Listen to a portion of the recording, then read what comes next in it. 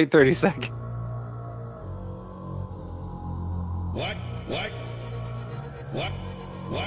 What? What? What? What? What? Why can't you?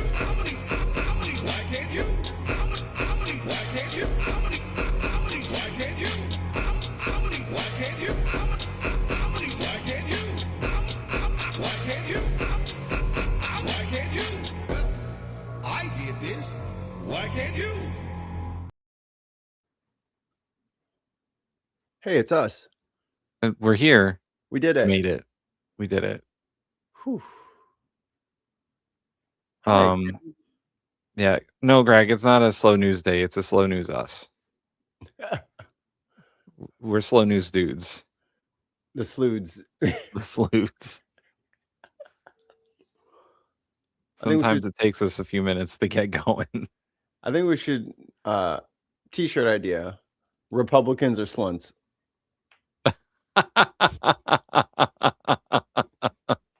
They gotta know what it is to be upset about it. That's true. That's true. And I can't get in trouble for putting down words that don't exist. But people Slunge can surmise. all Republicans. Slunge the slunts. Slunge the slunts. And then you gotta put the energy sword like superimposed over like the Republican elephant. If they came to hear me slunge, the slunts will be disappointed.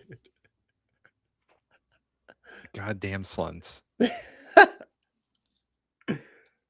I wonder if that's gonna like trigger anything on like the AI. You know, because like they listen to everything. And then they decide like whether our speech is good or bad. I wonder if slunt and they're just like error, page not found 404. Maybe because like so I spent the weekend putting up some clips. By the way, go watch our clips. And some of them were like not to talk like shop or anything, but some of them only got like partially monetized because apparently there were words and phrases that the AI didn't like. Mm-hmm. And like I was like, all right, but like they were all kind of about generally the same thing. And we kind of say we have our language that we use. Like we use our vernacular all the time. Yeah. So I feel like it's cherry picking certain videos, even though we say kind of the same thing in most of the videos. Maybe it's the title. Maybe. But I didn't even put anything like really provocative in the title. The titles are all like "ICE lied to you" and the Second Amendment and stuff like that. Like, well, the culling of TikTok has begun.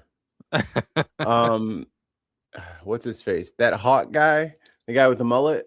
Yeah, he got permanently banned on TikTok. That Dinesh guy got permanently banned on TikTok. Pretty much anyone who puts anything that concerns, like, I think Pearl Mania got banned. Okay. Like all the leftist creators are getting banned because even if I tried to like send you a DM on TikTok right now and the word Epstein or ICE is in there, it won't send. I'm like, you have words that are against our terms of service. Like they literally just said, don't talk about it or else the words won't process. So Mikey, what I talked about that was about to happen happened. I'll just put it up on screen real quick. So I was monitoring the House resolution vote on passing the Senate's version of the funding resolution, blah, blah, blah. And it was stuck at 215, 216 for a while. Let's say 30 minutes, 45 minutes. Well, as we were talking, let's see, where can we get to it? As we were chatting, the speaker pro temp, I don't know who he is, walks up to the podium as the votes switch. What? Now, look at this. Oh, look at there. Mike Johnson got the president on the phone and yelled at two Republicans. There they go. Now it's 217 to 215. And they got it. And here's I've never had my flabbers so gasted. I was waiting for an opportunity to press that button. It was a good one, I thought. Motion to reconsider is laid on the table. So there you go. Government shutdown averted. For now. I think there has to be one more vote. They have to actually vote on the thing because this was like voting to table it. So they still have to vote on the thing. But since it passed this, it's probably going to pass that. Let us greet the people. You on sound? Hi. Yeah, I'll hit the buttons. All right. First up. We have so many buttons.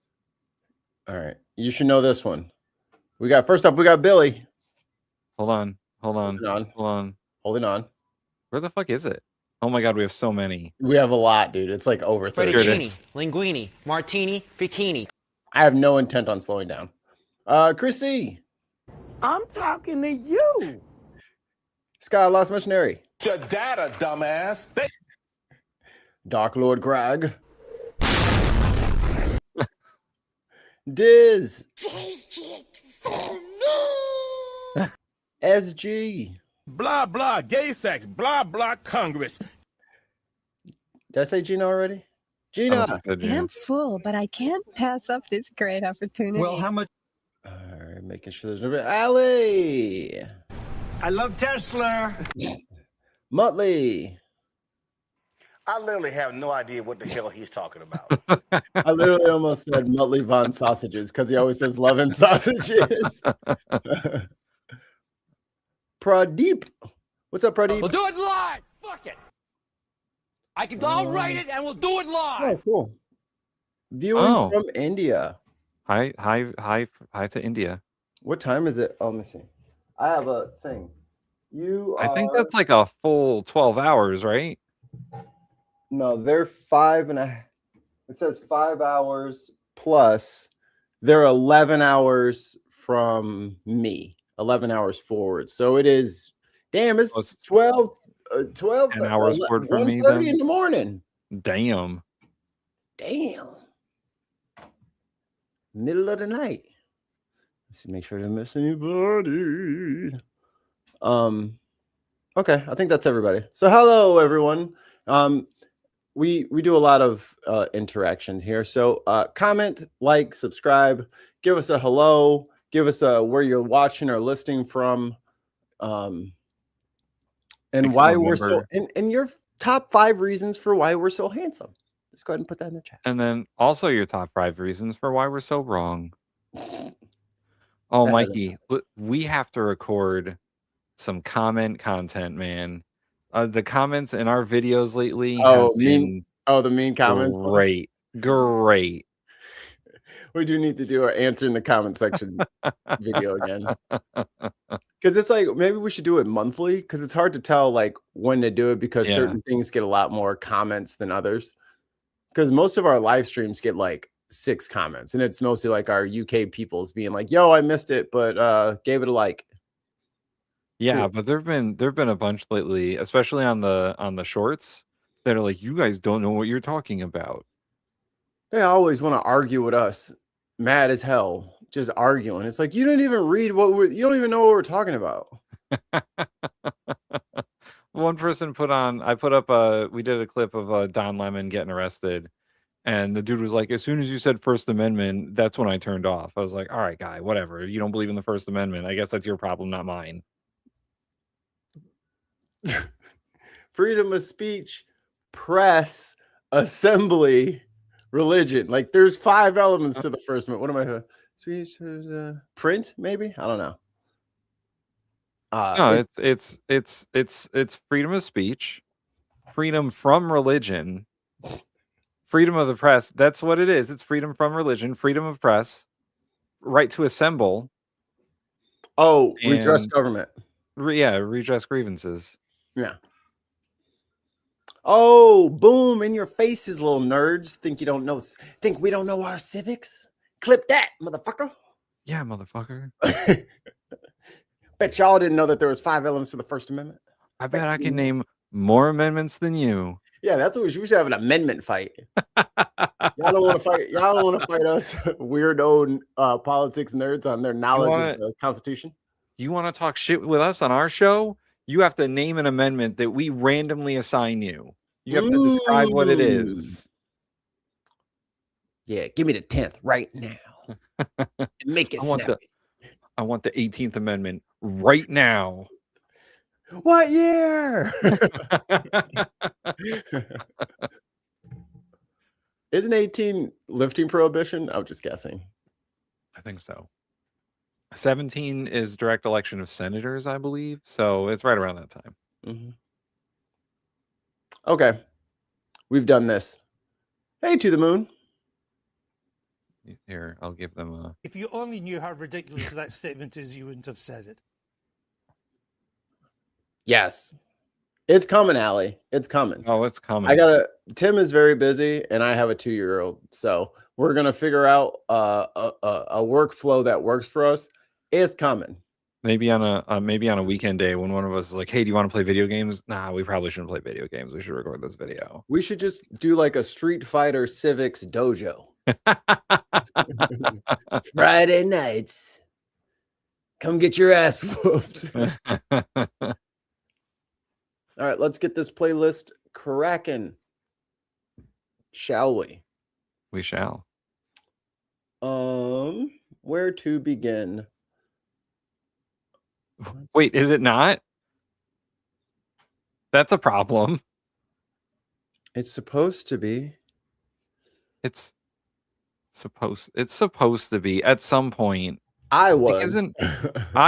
It's social studies, isn't it? Like 7th or 8th grade social studies. You learn about the fucking Constitution. I don't know if you're going to remember this. What history courses did you take in high school? Oh, I remember exactly the history courses I took in high school. So I took World History 1, which is like ancient history.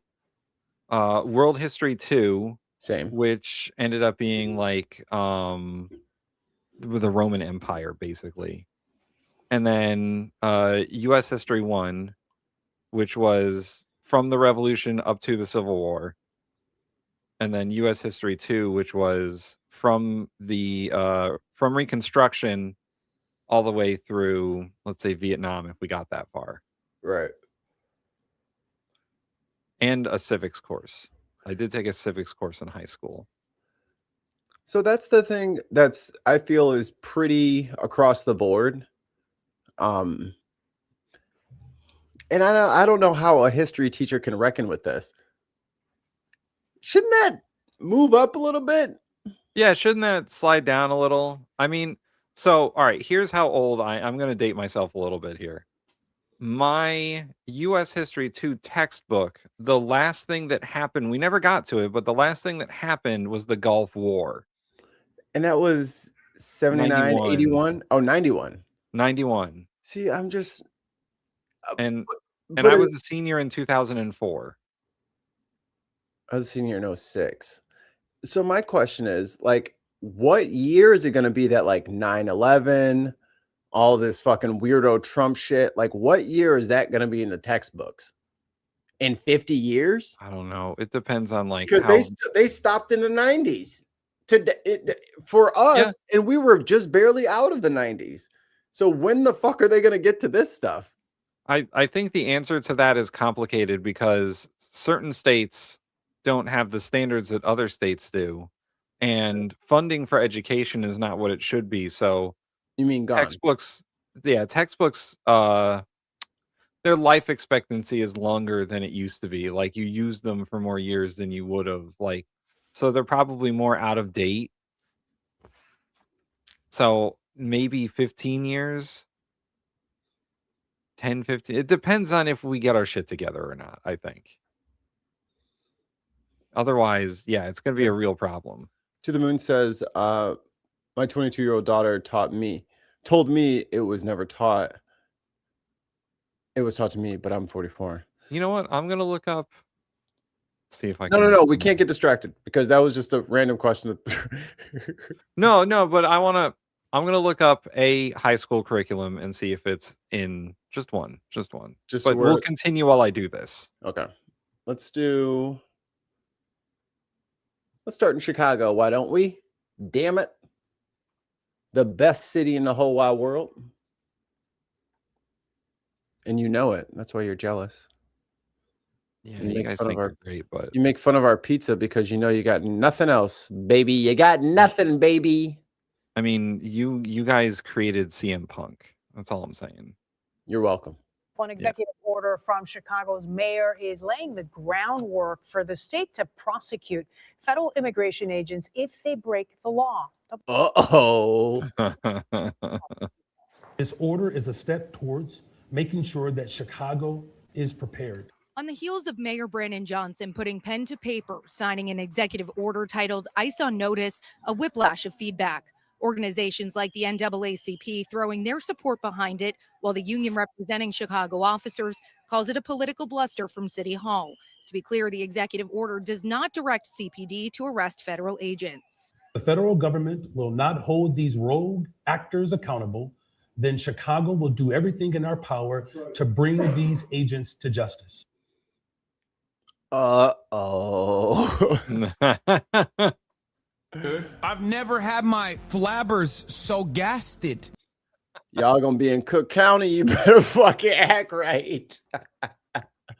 You're gonna be sitting in jail. And you would hate to be sitting in jail wearing all camouflage. You know what I'm saying? With your little crazy boots on that have never seen snow or sand. I mean, you'd be looking really conspicuous. I think people would be able to tell who you were. I mean, that guy who shot the Mexican girl 5 times for fucking following them around. I mean, probably would have ended up in jail. But hey, this is what I have continually kept preaching, like to Mayor Fry up in Minneapolis. Make a fucking ordinance, get an executive order, put something on the books so that you can you need a mechanism, right? Like, we can't complain that, oh, they're doing this, they're doing that. Stop them. You also can write things down on paper, which gives people authority to do something. If you're not going to fucking do something to empower your law enforcement to protect the city, then you need to get out of the way.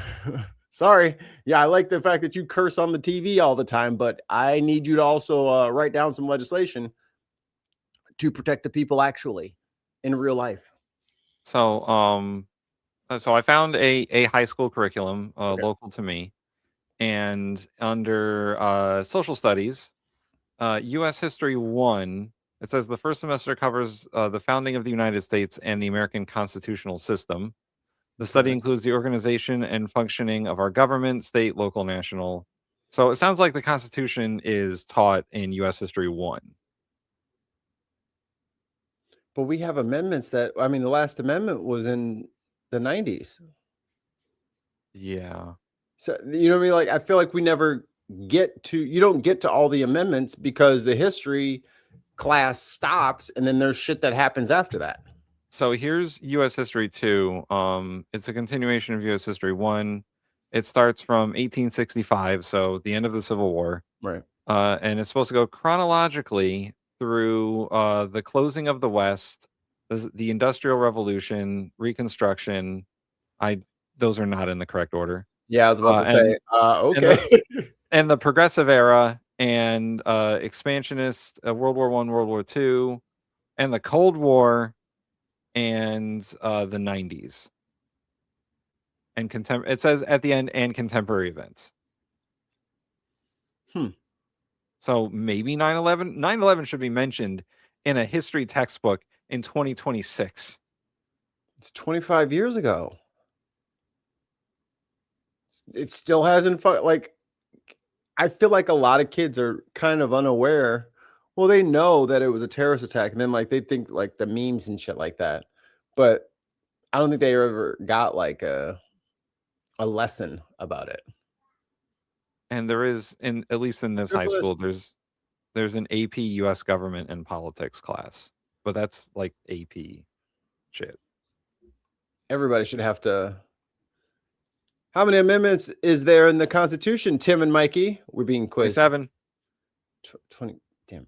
I was reading the question. I get to do 27. Do over. I hate you.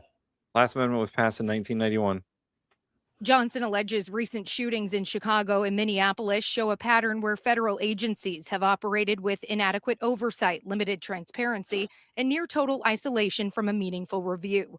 One example in the executive order, a shooting in Franklin Park, where an immigration agent shot and killed Silverio Villegas Gonzalez. DHS accused him of dragging an agent attempting to arrest him, but more than 4 months later has not updated the public or followed open records law to share any information on its investigation into use of deadly force. And then the fucking cell phone footage came out directly contradicting their account. Just like what happened with Renee Good. Just like what happened with Peretti. I don't know why they don't understand that everyone has a camera on them all the time that they can just turn on whenever they want. I mean, you have to have a nice camera because your phone is $1,000 billion and it's got a 17 trillion megapixel camera on there. And This is not to Mayor mention the cameras that are around everywhere all the time anyway. Surveillance from like the grocery store, the gas station, Ring doorbells, all that shit's recorded. Yeah. That's why I stay in the house unless I got my disguise on. And trying to, in some ways, get ahead or perhaps level the playing field a little bit. It's just me with my shirt tucked in. Like, who the hell is that? By saying we are going to keep an eye on the practices that ICE and Border Patrol are exercising here in our city and our state. WGN TV political and legal analyst Paul Lisnick reviewing the Chicago. executive order, weighing in on what it means and the potential implications. What are the teeth that it has? Well, it's basically instructing the local prosecutors here to say, be on the scene, get the evidence you need to get and do what you need to do. It will not prevent challenges from the federal government in any way to try and stop things along the way. Yeah, but you got to sit in jail while they figure it all out. Weeks before Johnson's executive order, DHS sharing an old clip of top President Trump advisor Muttley says, I'm embarrassed to admit I've not seen media reports here in the UK of any non-whites being killed by ICE. Admittedly, I haven't gone looking, but still media coverage on non-whites is poor. I think ICE has either killed or let people die in their custody. Like, I think it's like 10 people at this point this year. Like 50. 50? Yeah, that Texas, I got a clip about it, but that site down in Texas, one of the deaths there was ruled as a homicide, strangulation. Oh. Like, Miller telling off. These people need oversight. These people need like actual law enforcement to come in there and be like, what the fuck is going on here? That is a great plan after we do the first plan, which is prosecution. Officers, they have federal immunity in the conduct of their duties. If the first person who went upside somebody's head got put in jail for fucking second-degree assault or some shit, I bet you the rest of them would fucking straighten up. But there's no deterrent because they're not being punished. Let's be clear. They do not have complete immunity in these situations. There is accountability for them. Lisnick says the critical piece will be having access to things that constitute evidence of potential wrongdoing, like body-worn camera video from federal agents, currently at the center of a debate in Washington. What it will set up will be an incredible battle between federal entities and local entities. We've seen them in Minnesota. We would see them here in that kind of case. Now, Chicago. Well, that's what you're supposed to be doing if you're sitting in a fucking elected position. Something. Yeah, they keep dragging us to court, but we keep writing up new shit to fucking slow them down. Yeah, that's what you're supposed to be doing. Actively doing something. Chicago police officials will have 30 days to develop a policy to implement the executive order. CPD leadership hasn't commented on it at this time. However, DHS has. To the Moon says, can we trust local law enforcement? No, you shouldn't trust anybody, but there are mechanisms to hold them accountable. Yeah, there's nothing that holds these fucking Border Patrol or ICE agents accountable because this isn't supposed to be their job. Right. Going around and harassing people isn't supposed to be their job. The Border Patrol should be on the border. What? Weird thought. It's just a colloquial name. Border.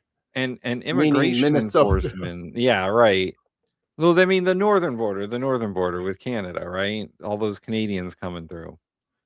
But the other problem is that immigration enforcement has been weaponized. Yeah. They're not supposed to be doing all this nonsense. They're supposed to be getting the people they're supposed to get. Like their job is to enforce immigration law and hand people warrants and take people who've been imprisoned, and after they've served their prison sentence, deport them if they're illegal immigrants and they violated other laws. But they're not supposed to be shooting up people in the streets of Minneapolis. I keep saying it that way. Minneapolis. There we go. There you go. Bing. That is correct, sir. All the A's. And Tim, this has nothing to do with you. My brothers and sisters. I got a second clip right after this, but watch this. I like how Mikey's like, this is not about you. White people, shut up for a minute. Downstairs, they didn't know what was going on. They was even shocked that I was back into custody. First they was like, Harrison, please come outside. We want to talk to you. I was like, no, for what? I just checked in like a week ago, so I know I'm good. Do you have a warrant? They said, no, we don't have a warrant. I was like, okay, go come back with a warrant, and I'll let you in. I could probably say like 10 or 15 ICE agents and cars in the front. Everybody on the block was outside. So, black people, stand by. When I tell you they're not going for the worst of the worst like they fucking said they were, this person literally is on paper. He is he is doing it the legal way. The only way these ICE agents know where people are is because they're going after people who are doing it the way that the right has demanded that they do so.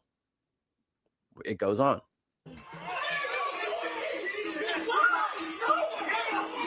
What warrant?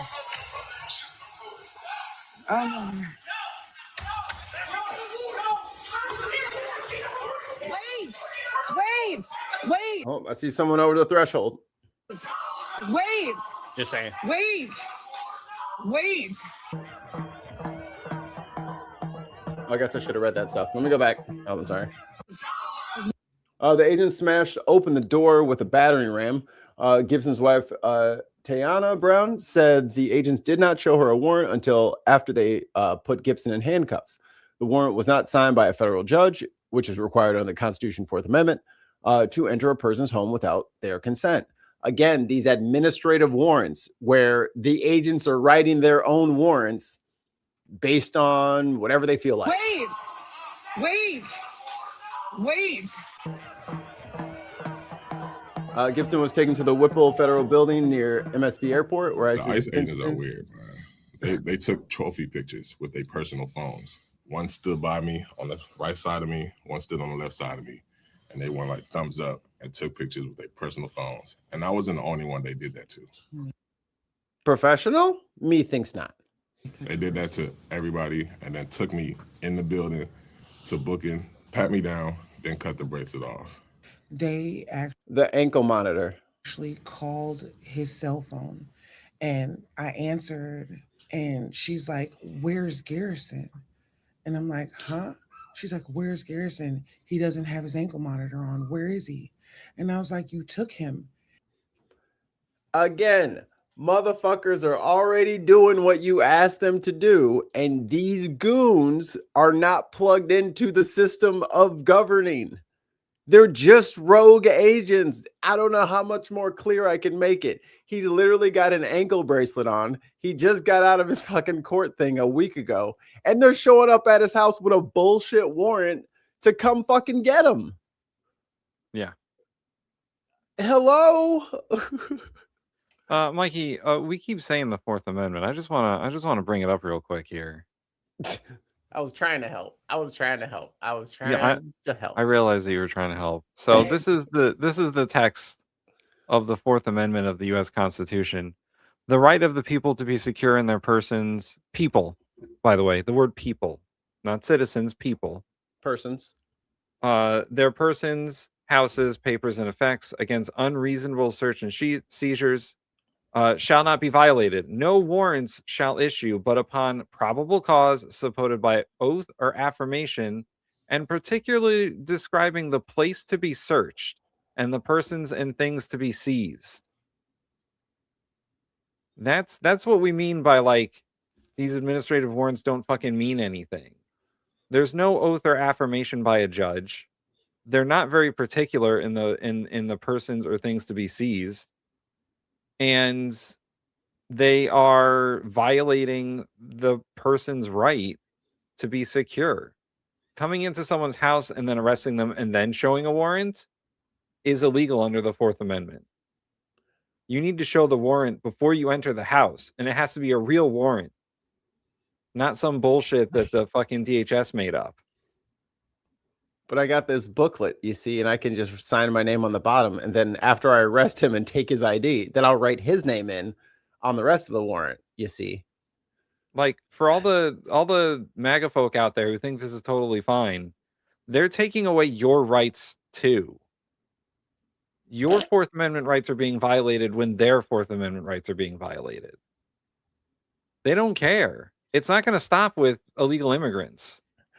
It's not going to stop with random people. Stop calling them illegal, you fucking right-wing hack. Undocumented. It's not gonna stop with undocumented people. Trump already said at some point in the last couple of months that people he thinks are criminals and are citizens, he's gonna deport to fucking CCOT. Yeah. So don't think that the Fourth Amendment protects you just because you're a citizen at this point. It should. But Tim, I'll be protected with due process. Yeah, you should. But remember when we were whining that they were like stripping people of their due process rights? That's what we're talking about. Because it doesn't matter if you're a white dude in Oklahoma. If you get put in a van, they're not going to tell a judge where you are. They're going to hide you from the judge. They're going to shuffle you around from place to place to place. Your lawyer is not going to be able to defend you. No one's going to be able to defend you. So why would you support this infrastructure? And they've already done this to students who are here on visas, who are here completely legally through the process. And they tried to deport them, and they seized them off the streets. I don't know if y'all. Yeah. And before anyone knew what happened to them, they were in a different state in a detention center. Actually, he said something about that. And she's like, I'm not even in Minnesota. So the department that is responsible for monitoring you all of these past 17 years didn't even know where he was. Everybody in the holding tent has shackles on. So imagine trying to walk around everybody with shackles on. You got to use the bathroom in front of everybody. Seems like the whole point was humiliation, wasn't it? Yeah. That's what it felt like. On January 12th, one day after he was taken to the Whipple building, a judge ordered ICE not to remove Gibson from Minnesota. But wait, there's more. But later same day, ICE officers flew Gibson and other detainees to a detention center in El Paso, Texas. Even though the judge is saying, no, wait, you messed up. Nope, too late. I already put him on a plane. Oh, here we go. Oh, he's fine. Let him ramble. Sean, you're our first contestant. Eighth Amendment. Tell us what the Eighth Amendment of the Constitution is. We can't give you too long, so you're gonna fucking Google it. Yeah, don't Google it, smart ass. Uneducated and pretending that you know what you're talking about. Eighth Amendment, bitch. Let's go. That's all fucking trolls. You better have your fucking amendments on point, or else I'm sicking the mods on you. Come on, keep it up. Come on, Sean. Type, motherfucker. Type. You can do it. Come on. Eighth Amendment to what? There's only 3 amendments. And I said, like, how can y'all deport me? And I've been following all these instructions for all these years. And the guy was like, it's above my pay grade. After Gibson's attorney asked an agent about the violation of the order, the agent acknowledged the error and had Gibson flown back to Minnesota, where he was held in Freeborn County Jail. Probably for the they're probably going to stick him in jail for taking off his bracelet until they figure out things. Yeah. Because you can't do that. got home, my family was there, gave everybody hugs, and we just We actually went to the neighbors Oh, yeah. to thank them. It was late at night. I was supposed to go check in the next day. I wake up in the morning, we drive to the Whipple building. They come out, say, I'm being taken back into custody. Come on, man. Not again. Literally again. He was able to call me, and I could hear them in the background like, why is he here? They did not know what was going on, like why he was shocking, back, why he was rearrested. Where it's clear that one part of ICE is doing something, but the other part of ICE has no idea what's going on. And it's that other part of ICE that was the ones that were responsible for your order of supervision. There's always been a systematic way of doing a deportation if that's going to happen.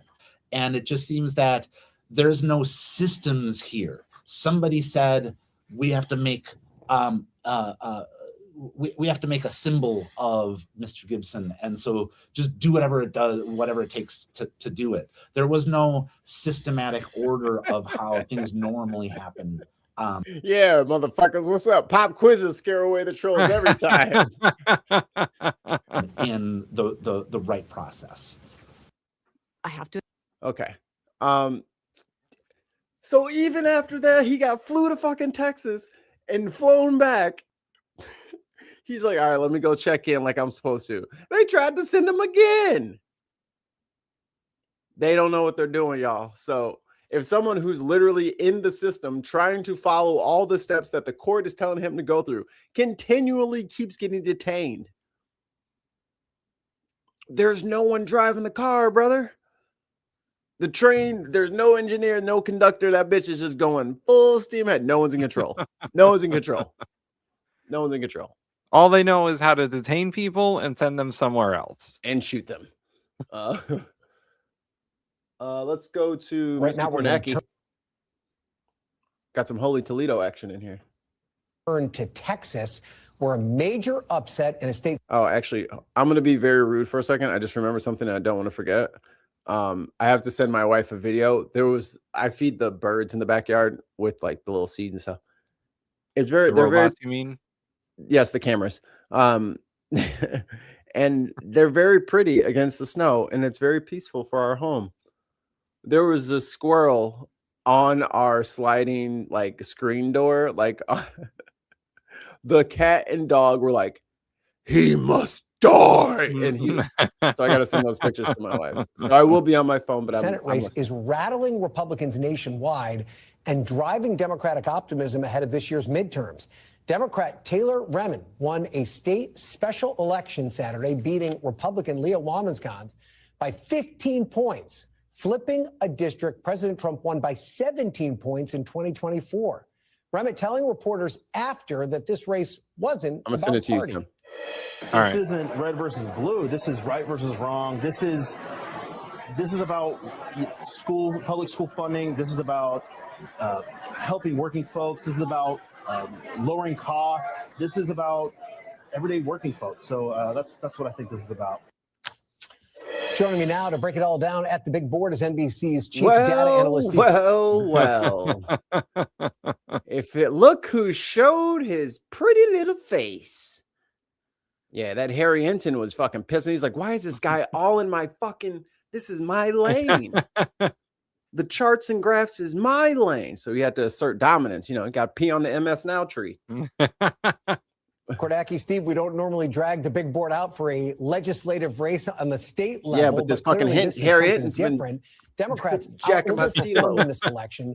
Talk to me about how it tracks up with other special elections we've seen this cycle. Allie, how'd you know we're going to talk about we that don't always next? see this for a state legislative election that gets this kind of attention, but it's the fact that, look, this is in the Fort Worth area in Texas, a 15-point win for the Democrat here. You mentioned Trump's margin in this same district was 17 points. So what is that? That's Kornacki, that looks like shit, brother. I'm not going to cap. 32.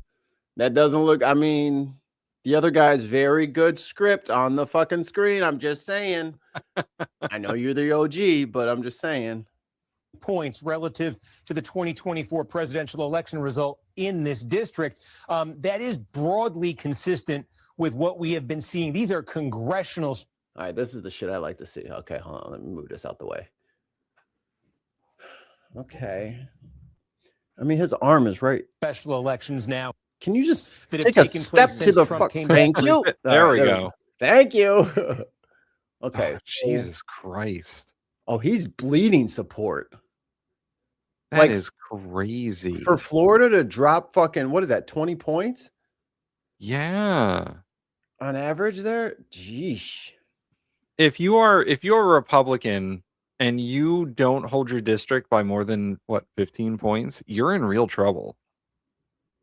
Cause that's crazy. Like that's and people like, oh, there's no way with it. We're ever gonna turn this around. Shut up, first of all. Second of all, a lot of these people don't like the crazy MAGAs. Jesus. The crazy MAGAs are very loud, but they're not very numerous. The majority of people are kind of starting to sour on this shit. They're like, man, you just said we was going to get cheap gas and the economy was going to be. This is none of this. This is totalitarian regime and stealing presidents in the middle of the night. Oh, hey, Sean's back. Sean, 8th Amendment. Come on, bro. Yeah, what happened? Did you Google it yet? He didn't know.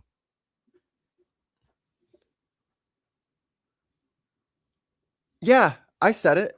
Now tell me the 8th Amendment. Also, fuck Trump. Fuck him. Again, I don't know what show you think you're on. And fuck Biden too. Yeah. Now what you gonna do? Ooh.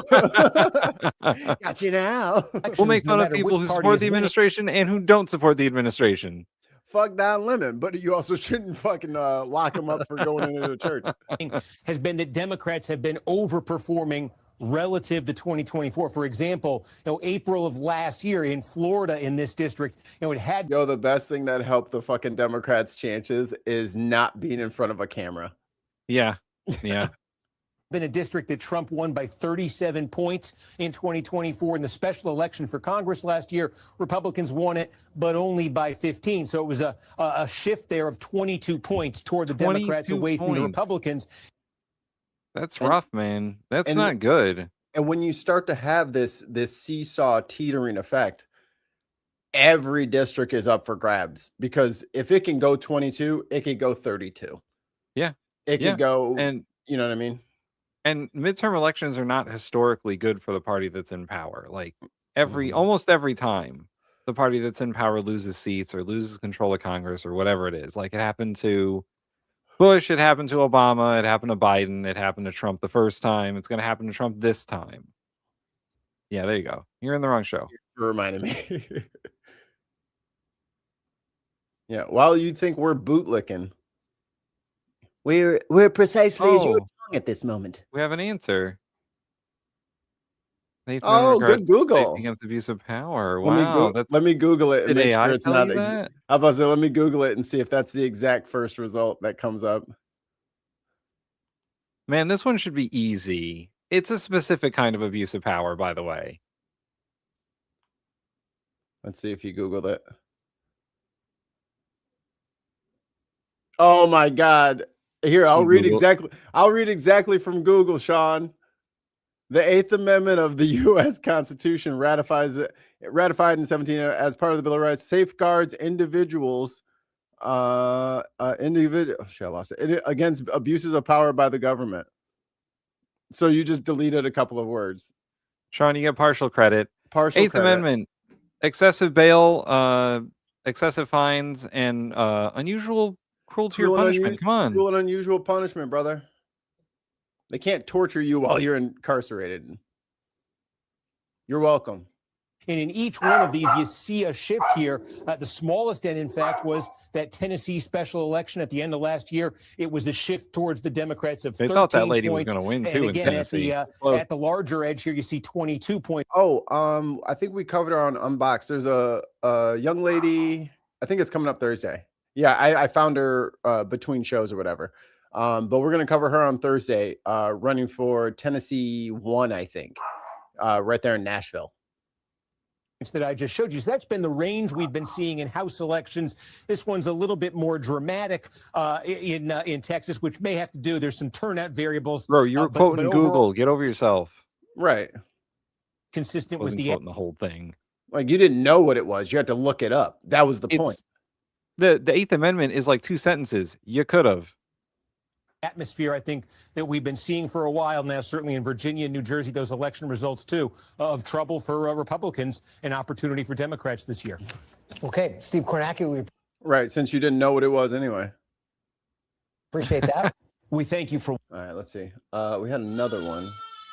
So, yeah, like any Republican who thinks that they're in like a 10-point safe district, you're kind of fucked in 2026.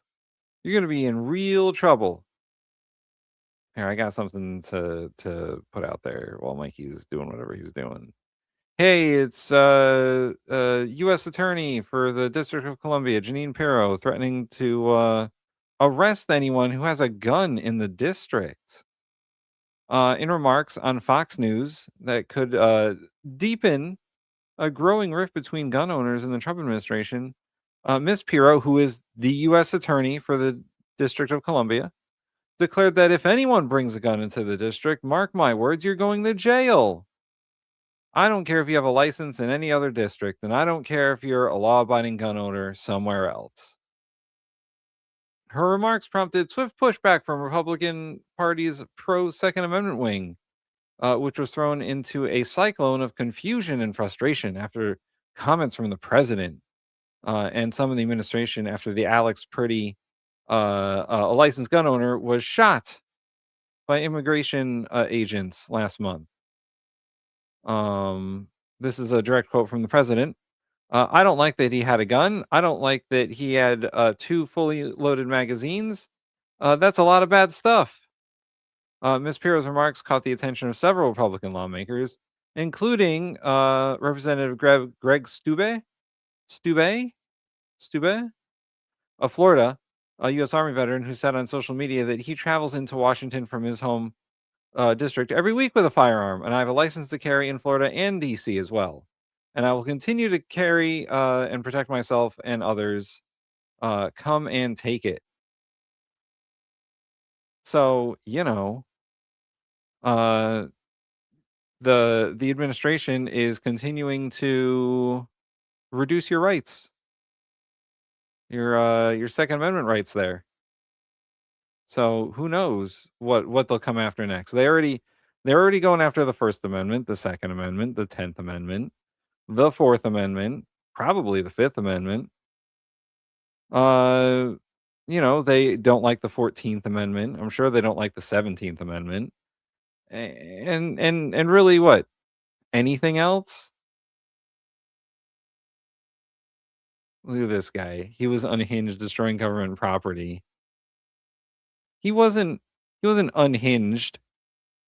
And he kicked the taillight of an SUV. And they didn't shoot him then. They just broke a few of his ribs, right? But the second time when he was just filming them, that's when they decided to shoot him. Right? Which is it? Was he unhinged? Because that's not the time they shot him. You guys are just making up shit. Cherry picking.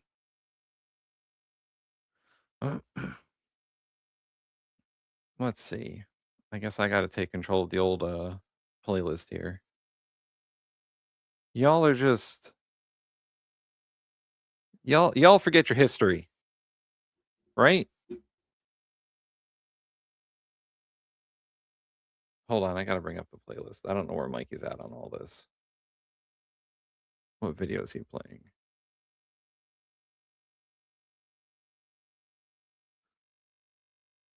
Here, we'll play this one. Share. And... Another story we brought you last week out of Minnesota. The Department of Homeland Security is pushing back on claims made by 2 women who say that while they were detained by ICE, they helped a federal agent. All right, Sean. Prove me wrong. He was filming. He had a camera. He had his phone. Show me the evidence that he didn't have his phone out. Because what it looked like is that he had his phone out. They grabbed him. They beat him. They took his gun while it was still in his holster, and then they shot him. So I don't know what world you're living in, bro. Because that's exactly what happened. Holy crap. Hi, Mikey. Having a meltdown in there. Me too. What'd I miss? We're yelling at Sean about Alex Preddy. Sean seems to think that he was doing more than just filming, and that someone else said that he was an agitator, and he destroyed government property. What else can they get you to say? What else can they get you to say? Huh? What else will you just ignore your eyes about and just repeat what is told to you? Didn't you call us sheep? Right? That was the thing about, well, you guys are sheep, putting on your mask, taking your vaccines. You're a bunch of sheeps. And Sean says, "What video did you watch? What video did you watch? All did of you them. watch?" Right. Every angle of this is covered. Like everyone there had a phone with a camera, not just Alex. But don't forget, he's probably just listening to the DHS secretary who said that he was brandishing a pistol. Oh, Mikey, while you were gone, I found this New York Times article. I know you're not a fan, but yeah, fuck them. Janine Pirro, remember her? She tried to arrest the sandwich guy. Didn't work. Didn't work. So Janine Pirro just threatened everyone who owns a firearm to not come to DC, because if you own a gun legally and you come to DC, you're going to get arrested.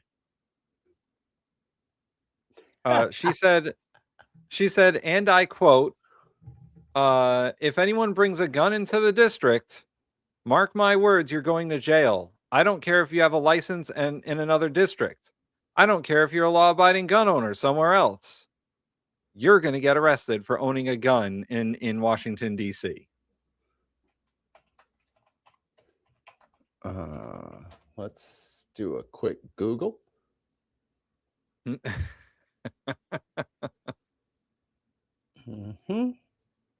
So they have a lot of restrictions, like they have to be registered. Oh, DC has some strict gun laws for sure. Concealed carry with a license, open carry is prohibited, and you can't have magazines over 10 rounds. And short barreled shotguns, but we knew that. Machine guns, we knew that. So, it says DC does not recognize concealed carry permits from other states, but I think you can get different states' stuff from your state. Like I think the CCL for Illinois is like the same as in Florida. Like there's like a system of states that are connected. Like it's very convoluted, but I'm pretty sure I could get a DC concealed carry. Yeah. And at the bottom here, Representative Thomas Massey of Kentucky sought to dispute the legality of Ms. Pirro's assertion by pointing to laws within the U.S. Capitol, saying that non-residents can obtain a permit in D.C. Don't ask me how I know. I mean, that's just, I mean, she doesn't know what she's talking about. Yeah. Isn't she from New York or something like that? She's not from DC. She's from Fox News. Well, She is that's from what New I'm York. saying. That's what I'm saying. She's Yeah, from New York. Straight from Fox News studios in fucking Times Square in New York City, man. Heaven forbid she fucking look up the DC gun laws before she fucking starts chirping about how you better not do what I didn't read yet. She couldn't get a grand jury to indict a dude for throwing a sandwich at a cop. You can indict a ham sandwich, but you can't indict a hero. But she's gonna enforce this crazy gun ban in DC, apparently. She should have been there on January 6th. Right? Oops. There was lots of armed people. Where were all these dudes who weren't supposed to have guns then? Where was Trump then saying, "Oh, I didn't like the fact that they have guns"? He liked the fact that they had guns on Jan 6. It's all over the police radio chatter. Yeah. All over it. agent who was having a medical emergency. They're agents, not it happened officers. on January 22nd in the city of Brooklyn Park, just outside of cops. Minneapolis. Dash cam video shows the moment federal authorities descended on a car, taking Tippy Amundsen and Heather Zeman into custody. The video does not capture what led up to their arrest. A DHS spokesperson says the women had been obstructing operations by Border Patrol and that they, quote, disobeyed law enforcement commands and ignored warnings, resulting in their arrest. See, that's the women thing. They don't maintain have they pause were real not quick. breaking. Again, they don't have jurisdiction over United States citizens. Yes, they don't. Their job is to call the police who have jurisdiction over U.S. citizens in whichever city or state that they're in. You'd have more cooperations if you followed the fucking law in the first place. But because you didn't follow the law, you don't have the PD's backing. So you're out here going rogue. You're like, well, I have to do it because they won't help me. No, you have to do what the state tells you to do or you don't get help. You're not in control of the situation. You need the state's help. So you need to follow their fucking rules or you don't get help. So, Mikey, this brings up an interesting conversation that I had recently. And I was talking about a sociology study by a guy named Milgram. And the study was basically he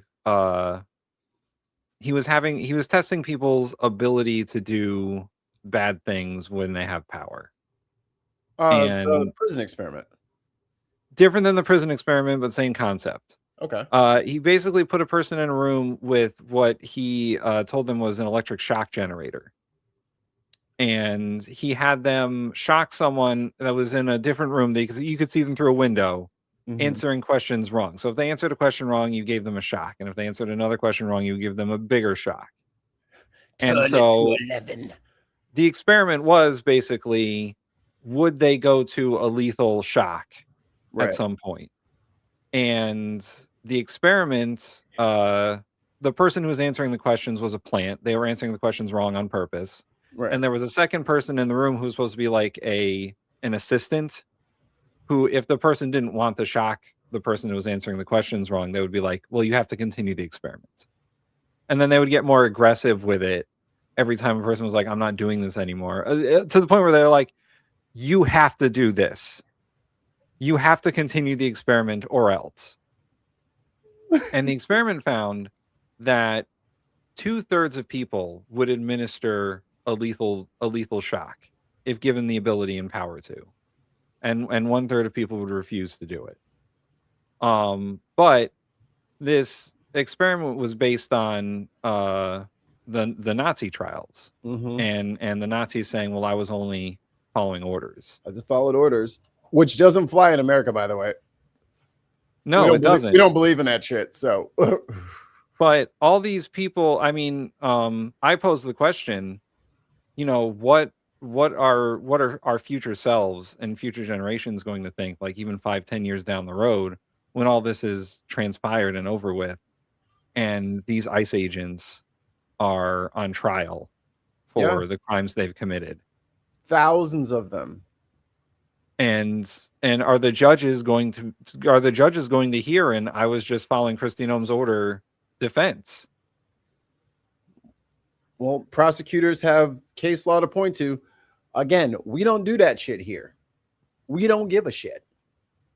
You should have disobeyed the unlawful fucking order. If only 6 former military people had made a video saying, hey, don't do shit that's illegal. This is America. You will get prosecuted regardless. It doesn't matter if the administration tells you it's okay. You're going to get... And I just want to put to fucking Sean out there in the chat. It doesn't matter what you or I think. It matters what the courts think. It matters what the courts are going to do.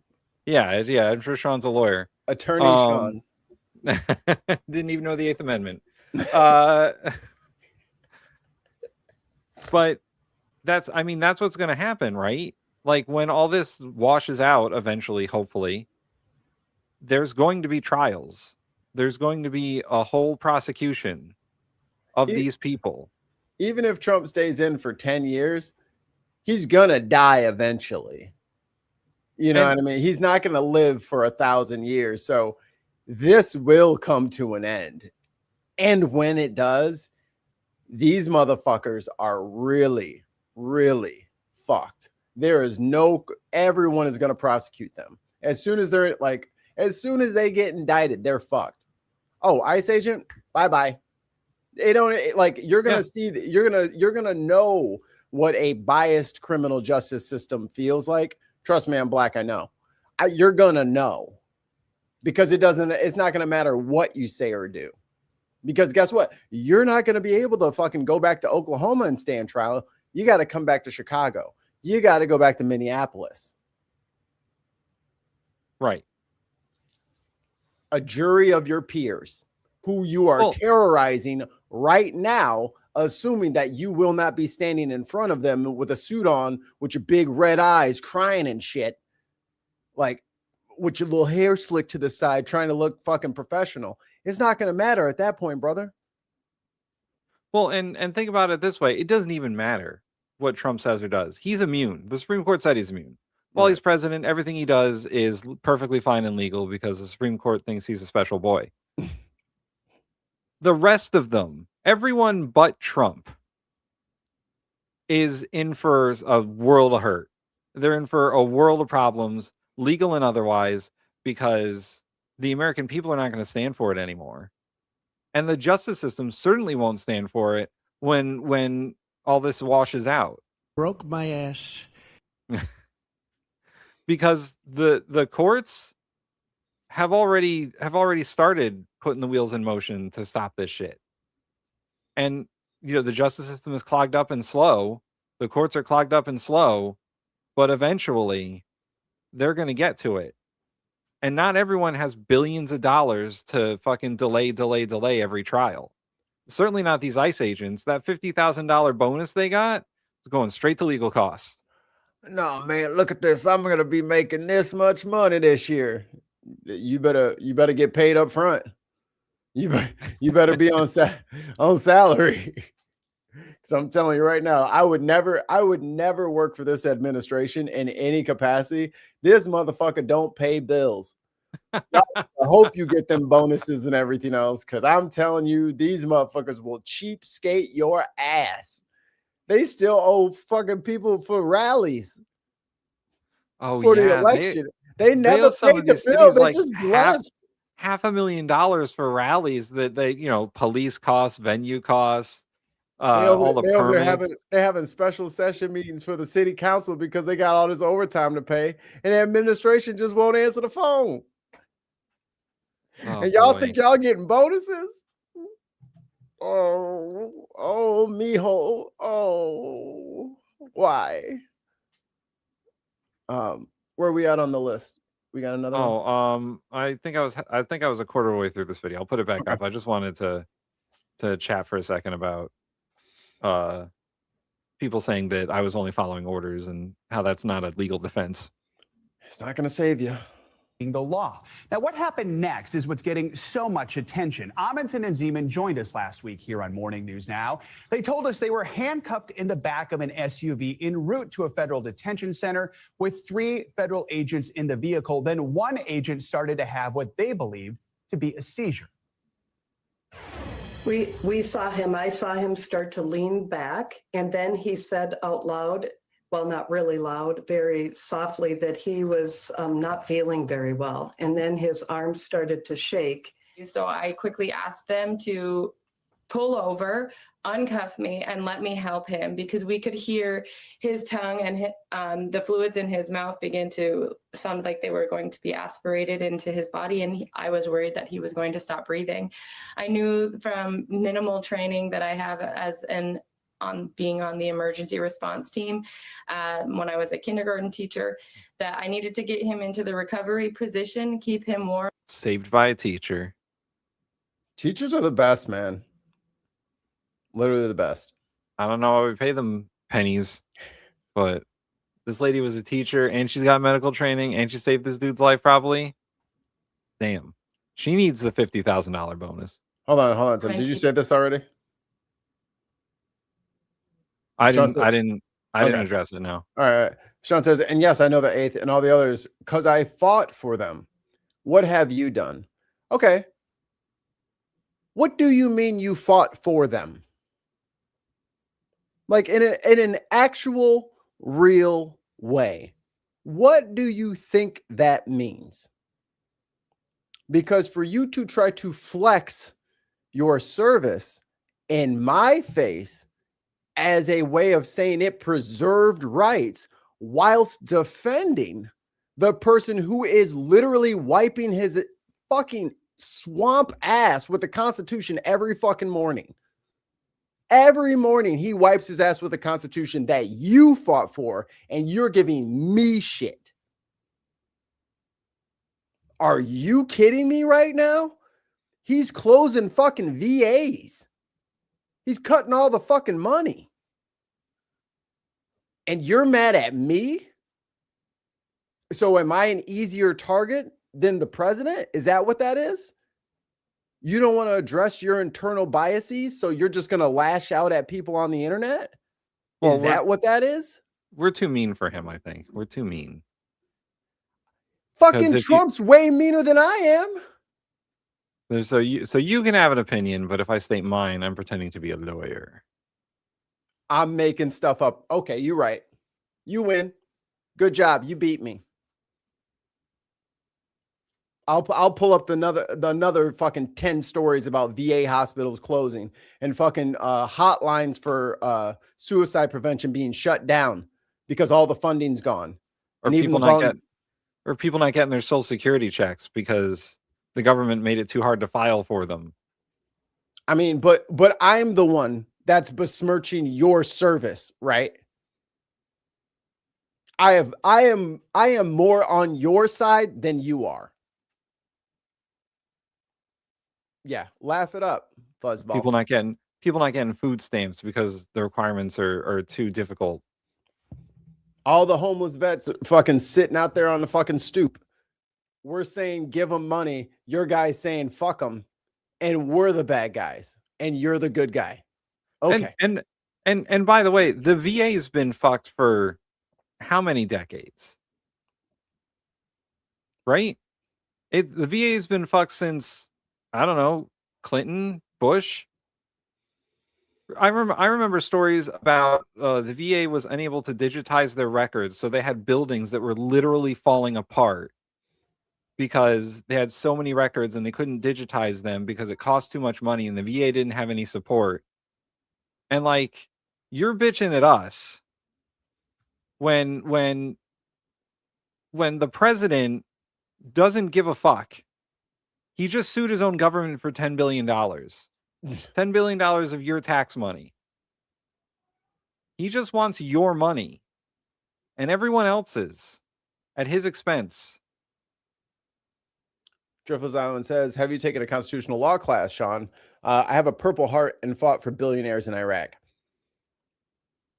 And Driftless Island, objective and honest. He's given us shit. He's complimented us. Critique, just straight up critique his viewpoint. He says, I fought for billionaires in Iraq. I want to know how you thought you fought for rights. I get that that's what they tell the teenagers to get them in there. They told my whole generation that if we don't go over there and kill those brown people, that our everything will be gone forever. They got nukes over there. Pragmatic Crystal put a link in the chat for Sean there about the VA cuts. That's what I'm saying. Like, dude, I get that you want to have a partisan fight. Let me pull up the banner. You're in the wrong show. Yeah, because I just hold on one sec. Even at the cringe level to some of our supporters on this channel, I support veterans a lot. I love veterans. They're my friends. My congressperson, Tammy Duckworth, is a fucking war hero in my eyes. I went through JROTC all 4 years of high school. I wanted to be a pilot, but then they told me my eyes were bad. Like, you don't know who we are to tell us. Okay, you're not, though. That's the thing. You may not be registered. You may be unaffiliated with any political party.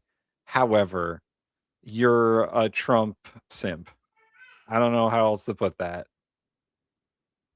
It's great, but Trump isn't either one of those. He was both. He was both. Where'd it go? Like I don't know where it went.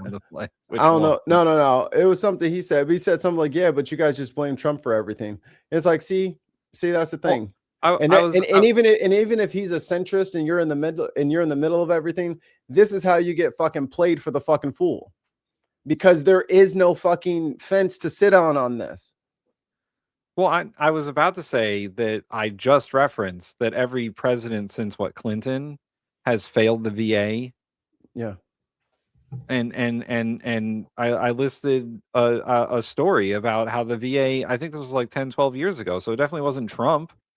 It was Obama who VA reform has been non-existent for the last 20, 30 years. Every president has been responsible for not reforming the VA. And you're saying that we're only attacking, well, fuck Joe Biden, fuck Obama, fuck Clinton. Like, they're all fucking war criminals. All of them.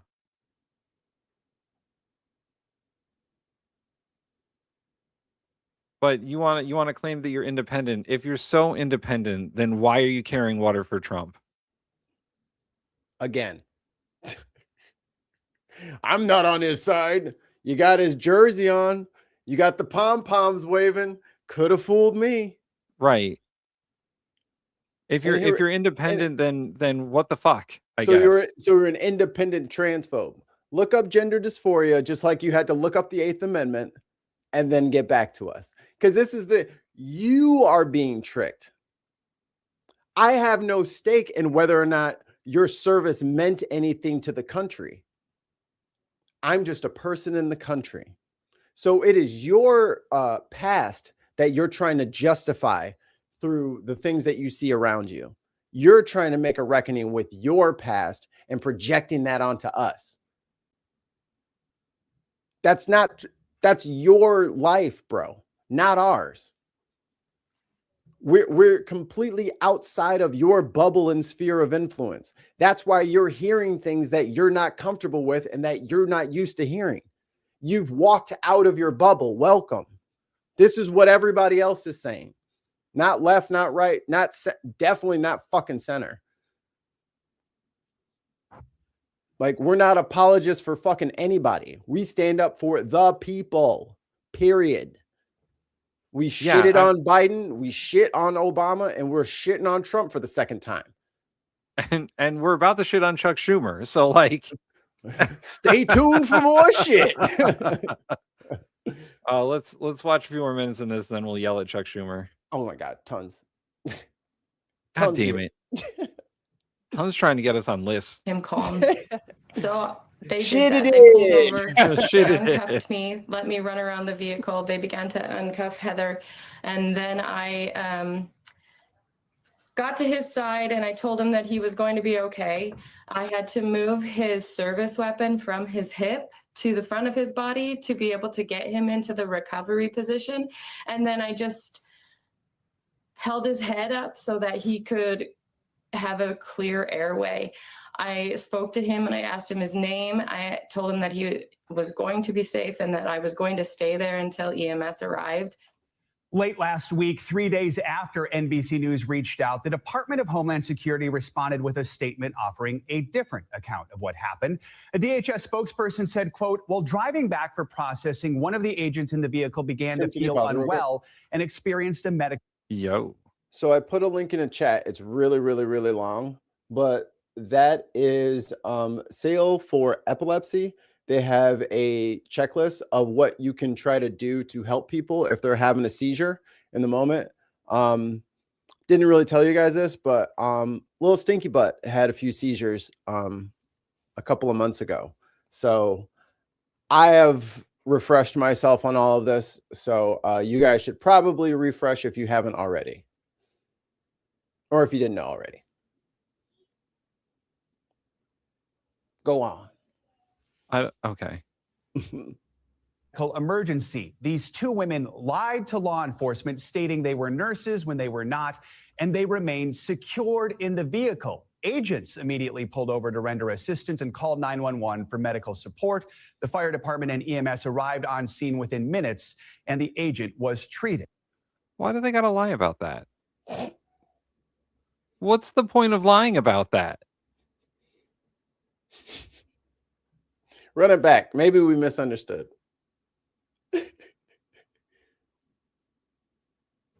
Have a clear airway. I spoke to him and I asked him his name. I told him that he was going to be safe I just and want to that go I back was to what going you to stay said. there until EMS arrived. Late last week, 3 days after. Okay, and then here's their statement. While driving back for processing, one of the agents in the vehicle began to feel unwell and experience a medical emergency. True. These two women lied to law enforcement, stating that they were nurses. Untrue. They were not. When they were not. And they remained secured in the vehicle. Apparently untrue. Agents immediately pulled over to render assistance and called 911. I'm sure at some point they did that. Wait, to render assistance. Whom did the rendering? Yeah, who did the rendering? Huh? Oh. Was it the fake nurses? Huh? Why would they lie about this? I don't get it. I don't get it. Pull over. I'm a doctor. I can help. Okay, fine. You're out of cuffs. Like, just fucking book it. Just fucking sucker. Good luck with your heart attack.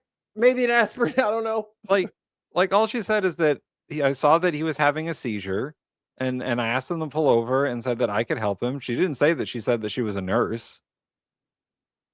She just said that I have some medical training from being a teacher. And it sounded like she knew what she was talking about. Sounds like he's still alive. So right. Sounds like she helped. That's fucking crazy, man. These people are fucking crazy.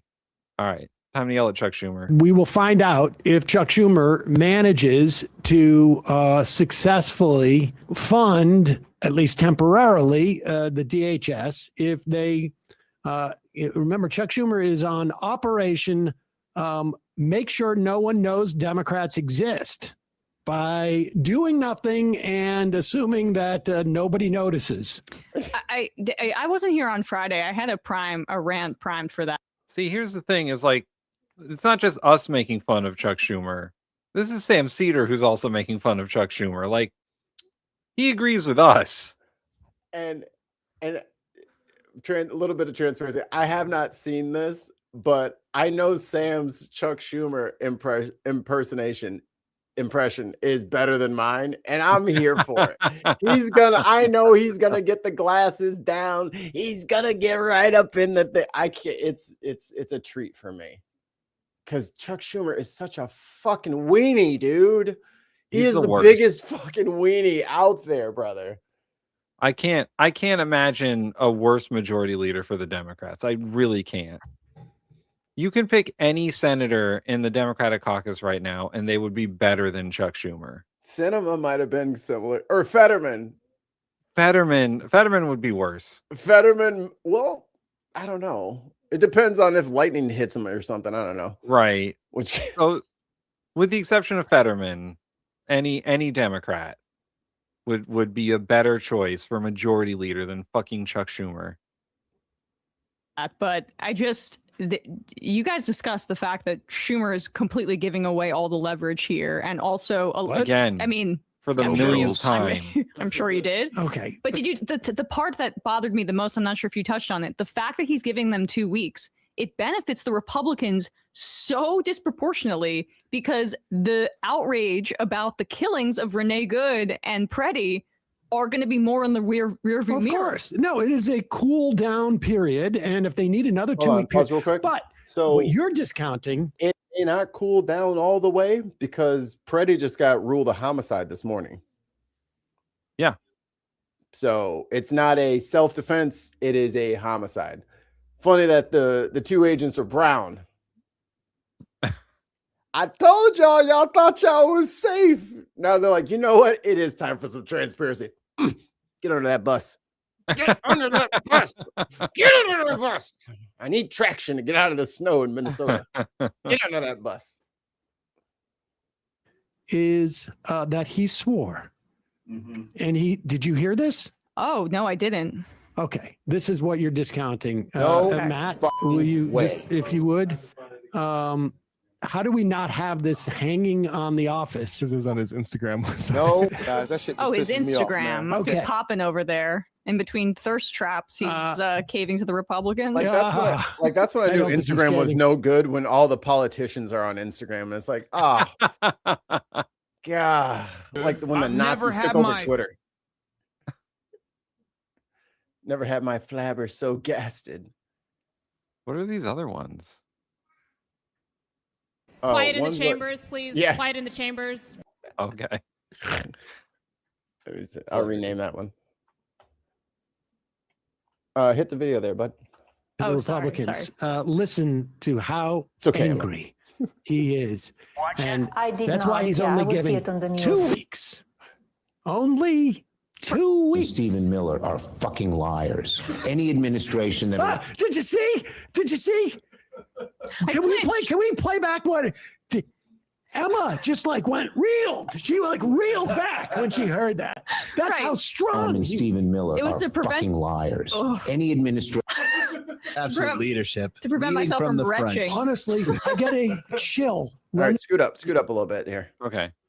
Well, you put a 16-minute clip on here. I just wanted to see his impression. Just go to when the glasses are down. You know what I'm saying? Like, let's see the full. Oh, there. Play right there. Play right there. Play right there. Back up a little bit. Back up a little bit. I will continue to fight for it. I don't know if you can hear me over the clip. More Let's see how security this- assistance to Israel. Here, I'll So- put the closed captionings on. There we go. So back Try up it a again. little, maybe go like 10 seconds back from there. So this is at a fundraiser, y'all.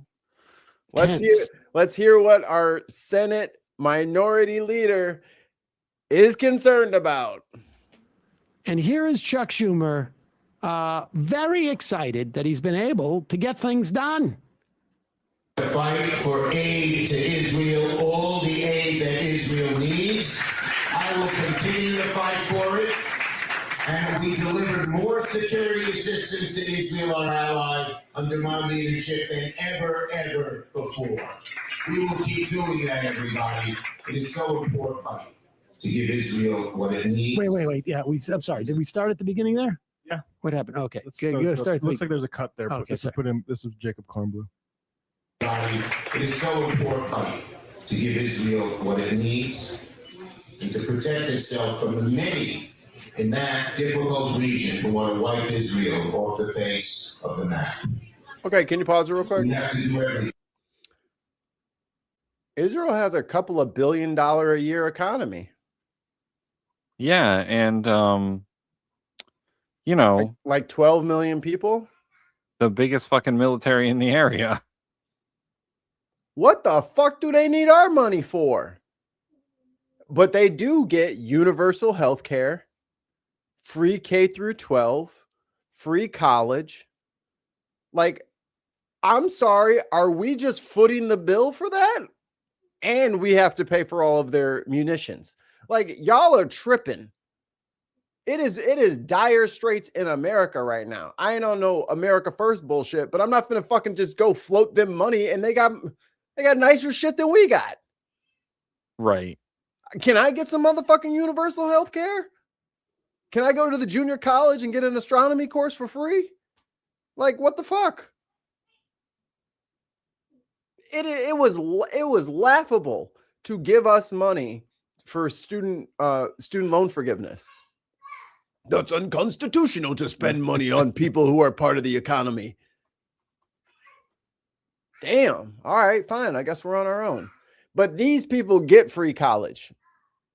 What the fuck? Give us some college then. Yeah, I got all this student loan debt. Fucking pay for my college. That's what I'm saying. To do that. We have to do everything to ensure that the delicate ceasefire secured last year paves the way to lasting peace. Where people Delicate ceasefire. Pause. What ceasefire? Israel's killed an additional 500 people. What are we talking about? They didn't do what we told them to do. Trump said, boom, slammed his dick on the table and said, you better fucking knock it off. You do what I tell you to do. Hamas, you better disarm. Israel, you knock that shit off, or I'm turning this car around. And everybody said, wow, Trump brought peace to Israel and Gaza. They're still bombing people. They bombed people last night. Kids died. What are we talking about? They're not doing it. So if they're not going to follow what Trump said, and America's not going to follow our own laws, which is what is the Levy Act, we're not allowed to give people arms for these things. It violates our own law to send it. Biden didn't give a shit. Trump don't either, apparently. No, Trump just wanted to declare that he solved another thing. Oh, he stopped another war that he was about to start. Right. Trump just wanted to be like, I won the Nobel Peace Prize. I want to win the Nobel Peace Prize. So I'm going to solve Israel. Well, And they're then making him disqualified from his peace prize because they're breaking this over and over Well, I'm again. just saying. And he's not enforcing it. He pretended that he did it. He pretended that he solved it. And he's like, oh, the ceasefire. I did it. Time to move on, guys. And then was like, Israel can do whatever it wants. Right. Like Crazy. that's all he cares about, is that he can pretend that he solved another conflict when he hasn't solved any. And really, it's these multilateral talks that America is involved in these other countries where Trump is just like, oh yeah, I did that. Oh me, me, nothing but net from half court. It's good. But if you look at the real conflicts that he's trying to solve, he keeps getting played by Putin in Ukraine. Whenever Putin's like, oh yeah, we'll work on a deal, and then he's like, oh yeah, we're negotiating at the table. At the same time, I'm bombing Kiev. Sean says, clearly you never been in a hot zone surrounded by people who want to hurt you while having to extract people from said group, and it shows. I'm black in America. Next question. You forget Sean where I live. Sean is correct about me. I've never been in a quote hot zone surrounded by people who want to quote hurt me, and never had to quote extract a person from the group. I'm St. Louis. I extracted from fucking from Missouri. I've never extracted a person. You are correct. I'm not a Navy SEAL. Two-state solution. Side by side in a two-state solution. And by that, what I mean is several large, medium-sized ghettos, and then we can have beautiful... You don't understand what that means? Hold on, Mikey, before you start, I'm not a part of this. Oh, wait. No. Oh, yes, you are. It's me. No, I'm not a part of this. I don't want to be part of this. I'm going away.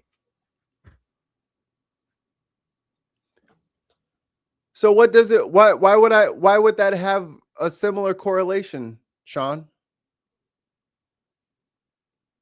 Why would it have a similar correlation? Let's look at the numbers, Sean. How many did we lose in Iraq and Afghanistan? And how many do the police kill every fucking year?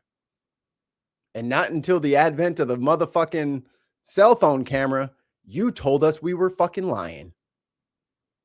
So yeah, it's the same. If you're black in this country and you live in certain cities, you might as well. And the reaction from my community to say, stop fucking shooting us when we are unarmed, the response was, Blue Lives Matter. Blue Lives Matter. Yeah. You can subterfuge it now, but yeah, you forget about your own fucking country's misgivings whilst complaining. You don't live where you think you live, dude. I'm very Welcome back, Tim. surprised that Sean is still in the chat. I think he's just No. rage baiting us at this point. No, Sean's got that little light is creeping under the door. That's why he's still here. Because he can if be we were taught. that bad, he would have left already. You know what I'm saying? Yeah, that's true. That's true. He would have been like, I don't like you guys, and then left. Sean representing the drunks at Buffalo Wild Wings. Thank you, Dark Lord Craig. $2 super chat. By the way, a quick. I'm leaving again. I'm leaving again. Uh-oh. Sean, you've activated my trap card. Are you trying to tell me that black on black crime is a thing? Sean, you know what's worse than black on black crime? White on white crime. Look it up, Sean. Oh, Sean. Jesus, Sean. Yeah, it's almost like you said you were independent. You sure? No, he may be You unaffiliated from a fucking political party, but there's no way that dude is like independently minded. He doesn't question things. There's no critical thinking there. It's the Victim Olympics.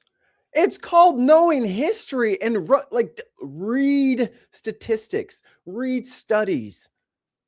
Like, you know what I'm saying? Like, don't just keep, well, I was in a hot zone, so then I know all things. And I can shut down any conversation because I've been in a hot zone. Okay. He just wants to be the main character. That's all. Oh, was I crying, Sean? Or did you just say something stupid? You said something stupid. It's okay if you said something stupid, but I'm just not going to let you like get away with it. You've been kind of a smart ass the whole time, so got to pull you up on your stupid. You know what I mean? I'm not going to let it slide. I'm petty. I don't have to be the mature adult in the room because this is independent media. This isn't fucking CNN and MS Now. We can say where the fuck we want. Beautiful buildings on the coast of Gaza. Side by side with one side pointing guns at the other side. Mission accomplished. Tell me I don't I've read. been a great Senate minority leader.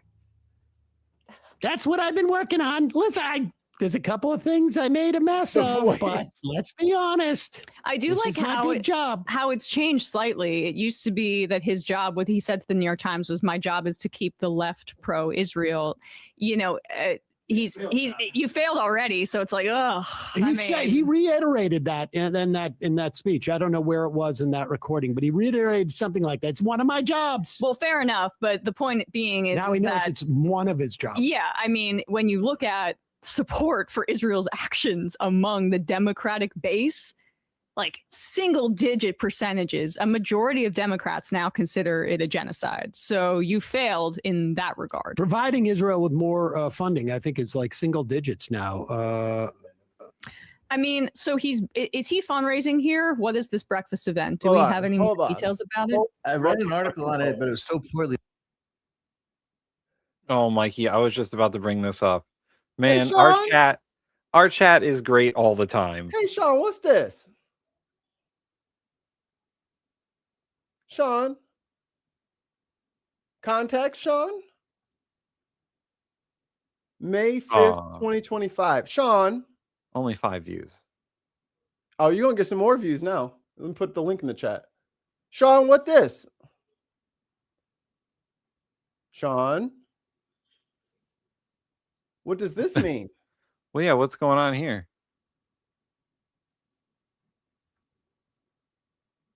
I don't. What did your keyboard fall off your phone? What happened? Sean? What's this mean, Sean? You're independent. Can you explain it to me? I told you he was in the wrong show. We had a banner and everything. Sean? Oh, that. Wonder what it could mean. Huh. That's the only video. What's going on, Sean? What? Motherfucker, what you mean? What? What is this cryptic thing? What is this post? You don't see your own shit on this. This is your shit from your channel. From last year. What do you mean what? You posted it, not us. That's why we asking you what. Hey. First of my 4 election days is today, and I was #1. Look at progress. Air horns in the chat for progress only. Alex holding it down over there in Bay City. I've never had my flabbers so gasted. Actually, I'm not flabbergasted. Progress only is killing it over there. When we have our administration, we have to. Where will we put progress only? Progress only. What is the cabinet spot you would like in the Famine Bristol administration? Yeah. What cabinet position do you want? I'm not opposed to cronyism. Let's go. Yeah, we're forming a squad. Sean, where are you, sir? It's been two and a half. Now. It's been two and a half minutes. What is going on here, Sean? The chat coming through in a clutch with Sean's YouTube page there. You can't see it here. You can see it. This. What is this? This is from your page, Sean. Not our page. This is your YouTube page. Don't you try to delete it. I'm a screenshot. Don't you try to delete it. Ah, got it. Too late. Can you see it now? What is this, Sean?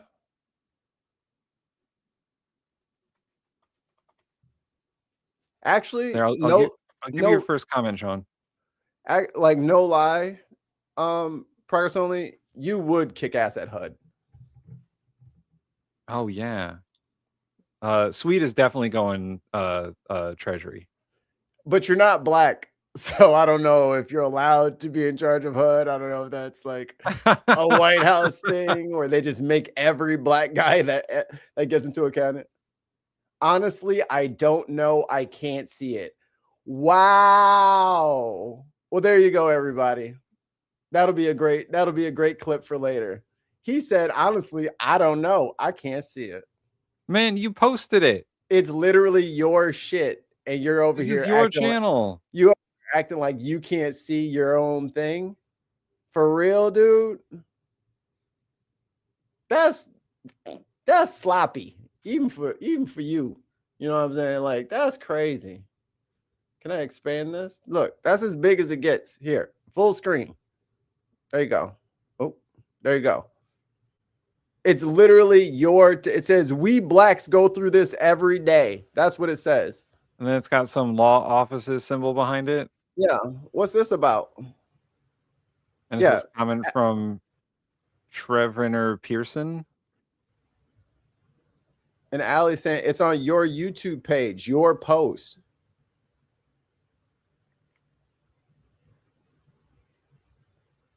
You can be vulgar. Be vulgar. Oh, we don't care. Salty language is our only favorite.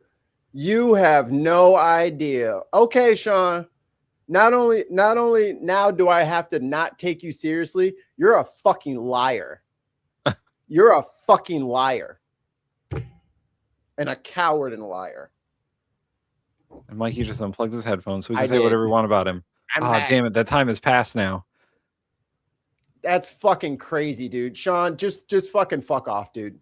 Because you're going to, like, this is on your fucking page. You fucking posted it, and we fucking pull it up, and then you act like you're going to gaslight us?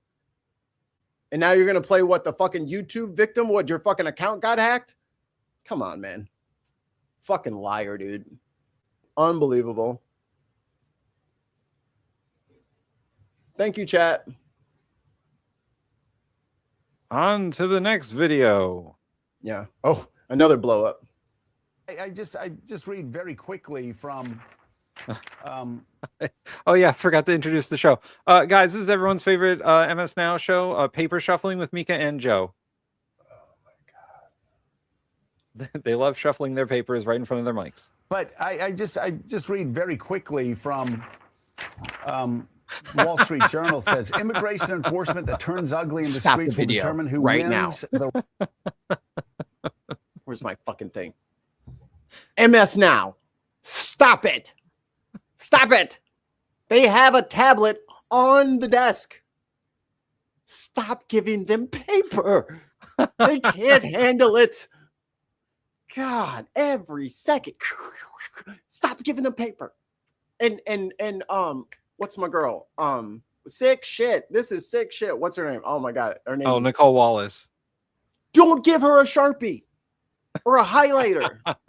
And same with Mad Al. Stop giving them writing implements and stationery. Stop it.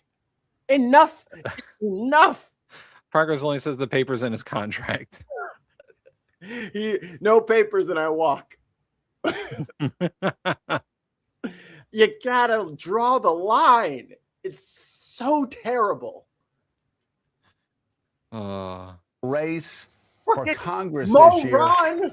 The Republicans have a real problem, and I feel bad for them that they just wouldn't listen to me, because I've been saying the same thing from day one. And it's just do not give them newspapers under any circumstance. You're all fucking thin ice with me, Tons. You know they would totally do that. They would totally do the that. Fucking newspaper. I got the New York Times. It just goes boom, crinkle, crinkle, crinkle, crinkle. Here's my stack of newspapers from last week. God, I hate it. They have monitors and teleprompters and all this digital shit, but they will just put that shit right up in the mic. Okay, I'm done. I'm better. I feel better. Thank you. Okay. I feel better. And the Wall Street Journal is now starting to talk about it. Some people are finally starting to talk about it, but are the Republicans still too scared or still too stupid to listen? You cannot go is he lying or is he community to stupid? community, street to street, house to house, and get the numbers that the White House is saying they want to get without destroying your party politically. And we continue to still see videos coming out of Minneapolis. We continue to still see, I think, one of the most compelling videos and one of the most frightening videos, but also one of the most clarifying videos yesterday that I saw came, I believe it was from this weekend, but I'll get a confirmation on it, where a woman is driving down the Minneapolis street and cars are swerving wildly to cut her off. And what does she do? She's so lawless. Oh my God, she's so lawless. How could she hate the law so much? Oh, Jesus, Joe. That she starts calling the police. Joe's tripping. Think about this. This is one in of many. In America. Look at this. Look at these. That's assault. Yo, back it up a couple of seconds, because this is the thing that they do all the time, and I'm glad that they caught the footage of it. When they keep telling y'all, we were carrying out our ICE operations, getting rid of the worst, and then we were rear-ended by a protester.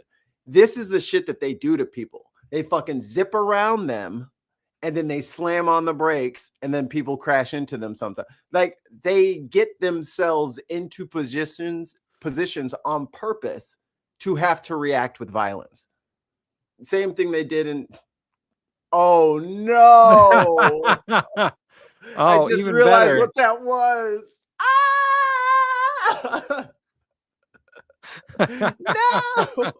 No! It's the onion husk. Oh my God. But this is this little maneuver that they do right here. And again, they were doing this in Chicago. There was people cell phone footage all over Facebook and TikTok and all that. They're just driving like fucking GTA. Yeah. Motherfucker, I got my kid in the car. Like, why are you 60 miles an hour screeching, pulling the handbrake, doing? These are high and drunk, criminally convicted Proud Boys. These are not federal agents that you guys claim of. They have 47 days of training and a nose full of coke, driving around. Starts calling the police. Yep. Think Look at about that. this. Tires fully locked up. In America. Yeah, man, they slammed on them brakes. Look at this. Look at these thugs. Look, and he comes out with a gun and he gets in front of the car. They're pointing the gun. They're telling her to come out. They're yelling at her. So what does she do? She's desperately calling the police, desperately asking people. That's what you got to do. Hey, if ICE is harassing you, call the cops. Exactly. Call the cops and they'll come because they don't fucking like ICE either. In Chicago, they stopped showing up. The motherfuckers showed up to give them backup because like it's getting out of hand. We need some help. And local PD's like, all right, we'll come break up the crowd. And they gassed the cops. They gassed the cops and ran away. And in Philadelphia, You don't want this smoke? They ready for you. To call 911. Get that, Republicans? She's not calling the National Hippie Network. She's not calling. Look at this guy in front of the car. The gun. Get trained. Get trained before you draw your gun, you idiot. Joe is losing it. Is she calling Antifa? Fox News? No, she's not calling Antifa. She's calling the police, begging the police to come save her from what looks like a paramilitary legal force let loose on the streets of America to shoot Americans, to terrorize Americans on the streets of America. And the police officer comes, Mika. Hey, pause it. And he drives. Hey, Sean, is this what you fought for? Put that in your fucking pipe and smoke it. Drives her home. He comes and he breaks up the paramilitary thugs. And it is the police officer, not Antifa, the chief, not the National Hippie Network, not leftists. A police officer comes and takes her home. Look at this. When these thugs come out of their car, standing in front of a car, drawing a gun, look at them. In America, this is happening. This is still happening in your. oh, that's sad. Allie says Sean left the chat. You didn't get to see Joe Scarborough yelling at him. Joe Scarborough is such a fucking neocon, by the way. The National Hippie Network. Come on, bro.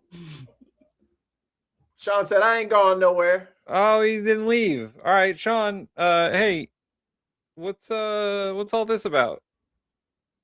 Because they replay the video. I'll go back. Sean, what's all this about? Not leftists.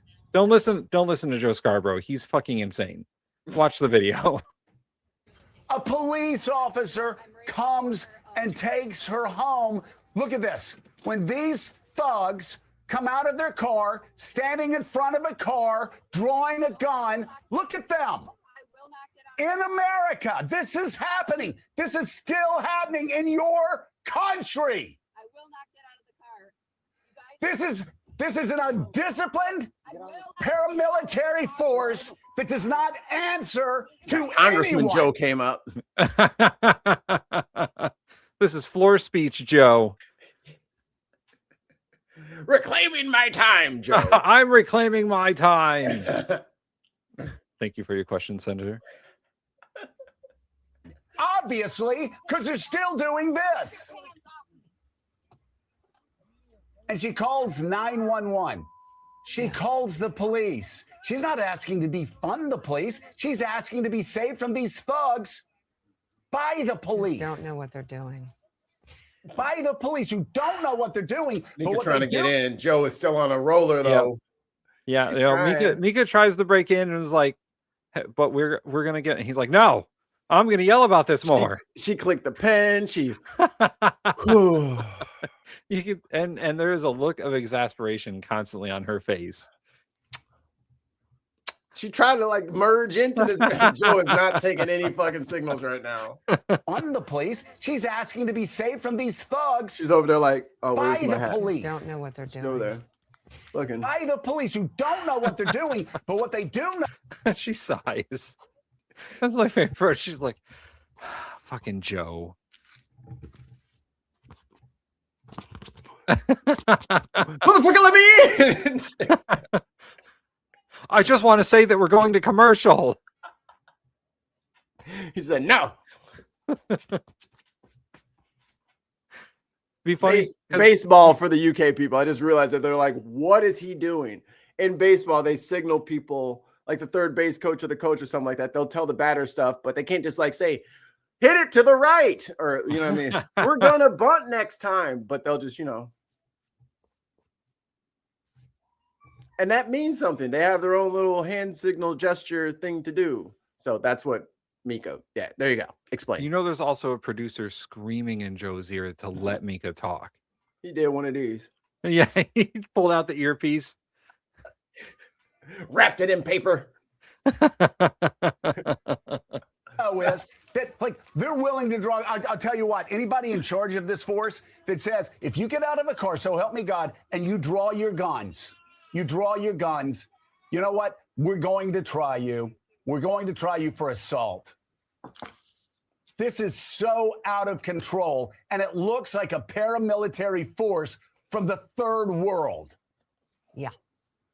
And so a police chief, not Antifa Republicans, not Antifa liars on the right. She calls the police to ask for help in America from paramilitary type officers. It's disgusting. And Mika, it goes perfectly into our first story. Yes, which is does. why Republicans get crushed. Why Republicans.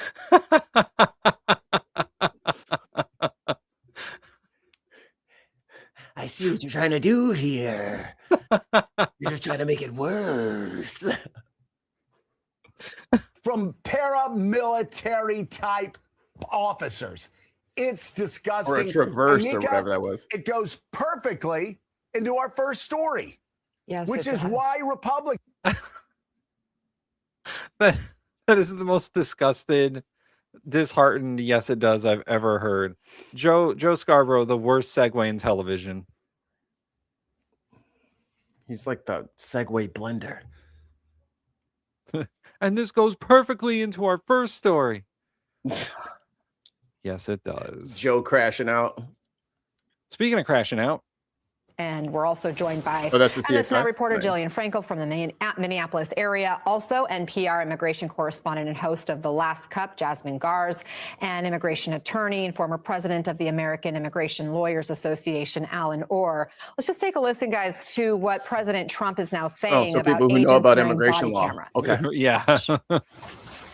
Well, it wasn't my decision. I would have, I leave it to him. Yo, he has never made tend to be one good for law decision. enforcement. Anything that's going poorly was never his idea. What? Immigration? Are you guys still talking about immigration? Do you remember? I think it was back during the maybe the 2024 election, like sometime in 2023, and they're asking him about like, what about all these candidates you've endorsed? And he's like, well, if they win, that was me. But if they lose, I had nothing to do with it. I like to take credit for the good things. Because people can't lie about what's happening. So it's generally speaking, I think 80% good for law enforcement. Wait, But, it was if your he wants girl to do that I'm okay with lied. it. Alan It was is the Krusty the president. Clown. Again, the body cameras can't lie. How strong is body camera footage as evidence and as a tool for accountability? A big accountability tool, and what we've seen is footage from people who were observers around the event, which has become the substitute for body camera footage, which they should have had in the first place. The bigger policy issue is then why is she calling for it as if it's needed? You gotta de-ice him like a She didn't plane. implement it in the first place. So sort of saying that you're going to do something now sort of doesn't rectify the policy issues that exist before. The footage will be a step in the right direction if they ensure that the camera's turned on. We've seen in other policing that when you are acting outside the law, you somehow forget to turn on your camera.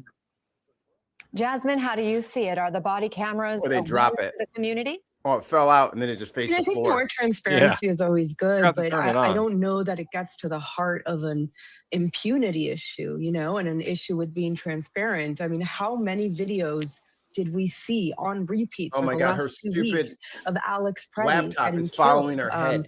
You I know, know. I and hate that. immediately after he was killed, you had the administration rushing to malign him.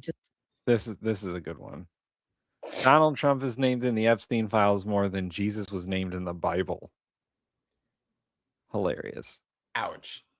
Yeah. Hey, like we've been saying, Epstein's in the Trump files. At this point, yeah, we got the names reversed. Say that he was brandishing a gun.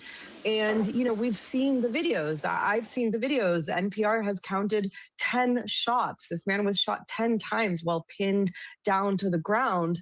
And so I guess the bigger question is, with an administration that consistently tells Americans, do not believe your eyes, do not believe what you're saying, does a body cam make a difference? Vaughn, the president seems supportive of body cameras, but then just yesterday, he was talking about agents using force against protesters, seemingly encouraging that. Last week, he had sent Tom Homan to help turn down the temperature on the ground. But does the president still want that? And does Homan have his full backing? Until Homan fucks up and he finds somebody else. He's going to go the same way as, what's his name? It is obligatory for me to say it at this point. Tom Oman, you owe me $50,000 in cash in a paper bag, please.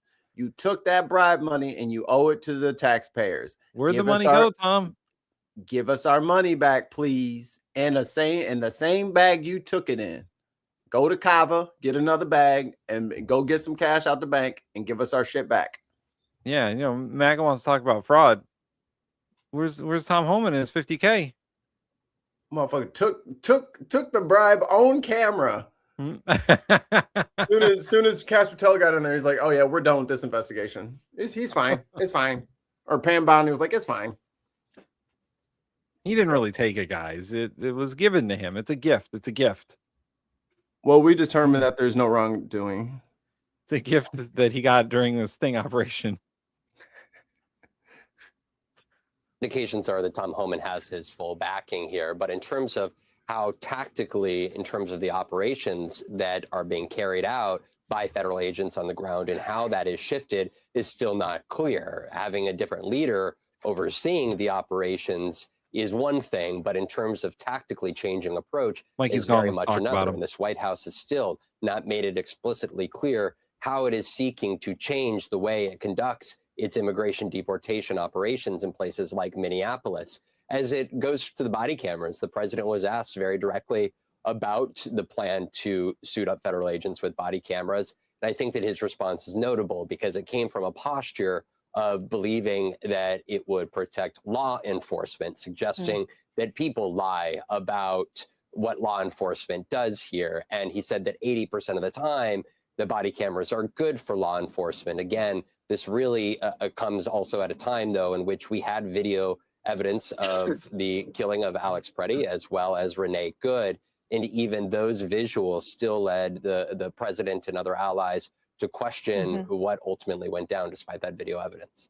And investigators have the body camera videos from those two agents who we've been told were wearing body cameras, those two who opened fire on Alex Preddy, at least. Jillian, I know you've been talking to some of the families directly impacted by this Operation Metro Surge in Minnesota, including the father of fourth grader Elizabeth Zuna Caisaguano, a little girl from that same school district as Liam Conejo Ramos. She's also been detained in Texas with her mother, Rosa, and that's been for at least a couple weeks now. What's her father saying? Ana Luis Zuna says he got a call the morning She's of wearing her January block 6th bucket from as his a hat. 10-year-old little girl, Elizabeth, saying she and her mother, Rosa, had been stopped by federal agents. Hey, listen, sometimes everything's a hat. It's a hat. But She's that very she was proud going of to be herself. brought She's to Highland Elementary School that morning. He sprinted over to the campus and she was nowhere to be found. Within a day, by January 7th, he learned that she and her mother, Rosa, had been brought down to Dilley Detention Center down in Texas. He's now trying to communicate with them over the phone as much as he possibly can, Anna. Jillian, what's DHS saying about this case? Yeah, the Department of Homeland Security told us in a statement that Rosa, the mom, had a final order of removal, but the family says that they had applied for asylum. Their initial claim had been denied, but they were in the midst of an appeals process when this all played out. They went on to describe the apprehension itself. I want to read from this statement to you. Officials conducted a vehicle stop to arrest the illegal alien. Upon discovering a child was in the car, officers allowed her to make phone calls to place the child in the custody of someone she designated. She failed to find a trusted adult to care for the child. For this father, Luis's part, he said that he still has hope and faith that his girls will be. See, they're always making up excuses to kidnap kids. Oh, well, she just couldn't find anybody. The dad, she couldn't find the dad who's looking for both of them. Right. Make it make sense. What the fuck? He returned home safely to him as soon as possible. Anna? Vaughn, meanwhile, talk to us about this new court ruling regarding evidence in Alex Pretty's shooting. A federal judge siding with the administration on this. What's the judge saying? The same judge that initially, right in the aftermath of the killing of Alex Pretty, had ordered federal officials to preserve evidence of the encounter and of the shooting in order to ensure for the public that there was no tampering of any of the evidence and that none of it was destroyed. But yesterday, that same judge, now almost 3 weeks after the shooting, essentially lifted that order. I want to let you look at part of the ruling in which the judge writes that by law, the temporary restraining order expires no more than 14 days after its entry. The issue is whether to dissolve the order, extend it, or convert it to a preliminary injunction. I conclude the better answer is to dissolve it. Though the record is not one-sided, the greater weight of the evidence shows defendants are not likely to destroy or improperly alter evidence related to Mr. Pretty's shooting during the life of this case, and other relevant considerations do not, on balance, in favor a continuing preservation order, suggesting that he received the assurance that that evidence would not be altered or ultimately destroyed. Anna. Alan, what do you make of this decision? Do you believe federal investigators have shown they can be trusted? Mikey, do you think that the federal investigators can be trusted to not tamper or destroy evidence? Well, I was told by Republicans that I should never trust the government. So I don't know if I should trust them now or if I should never trust them. Yeah, I think I would. The right has been saying for, I don't know, at least 15 years to not trust the government because Didn't Janine Pirro say that the left was going to come for our guns? Yeah, and now Janine Pirro's coming for our guns. It was a double cross. A quadruple bluff. No one knows what's happening. Oh boy. We already watched Steve Kornacki. Let's see. Skynet? Oh, you want to watch the food delivery robot? Yes. Who's this guy? Oh, let's read the thing. Read the thing. Oh, a food delivery robot drove through a blocked off crime scene in Los Angeles. Why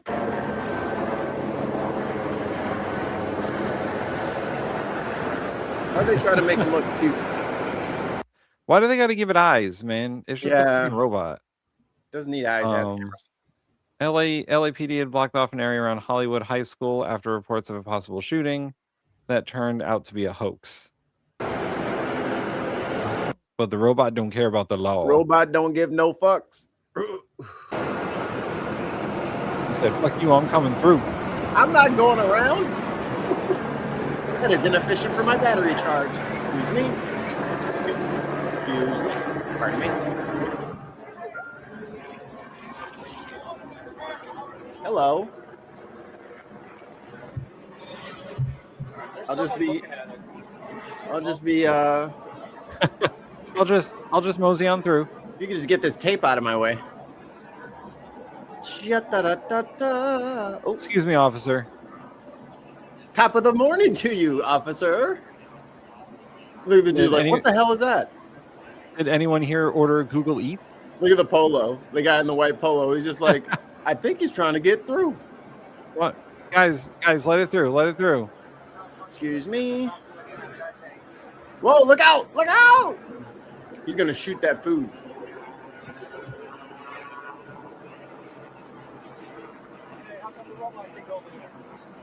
Hey, how come the robot can go over there? What if there's a bomb?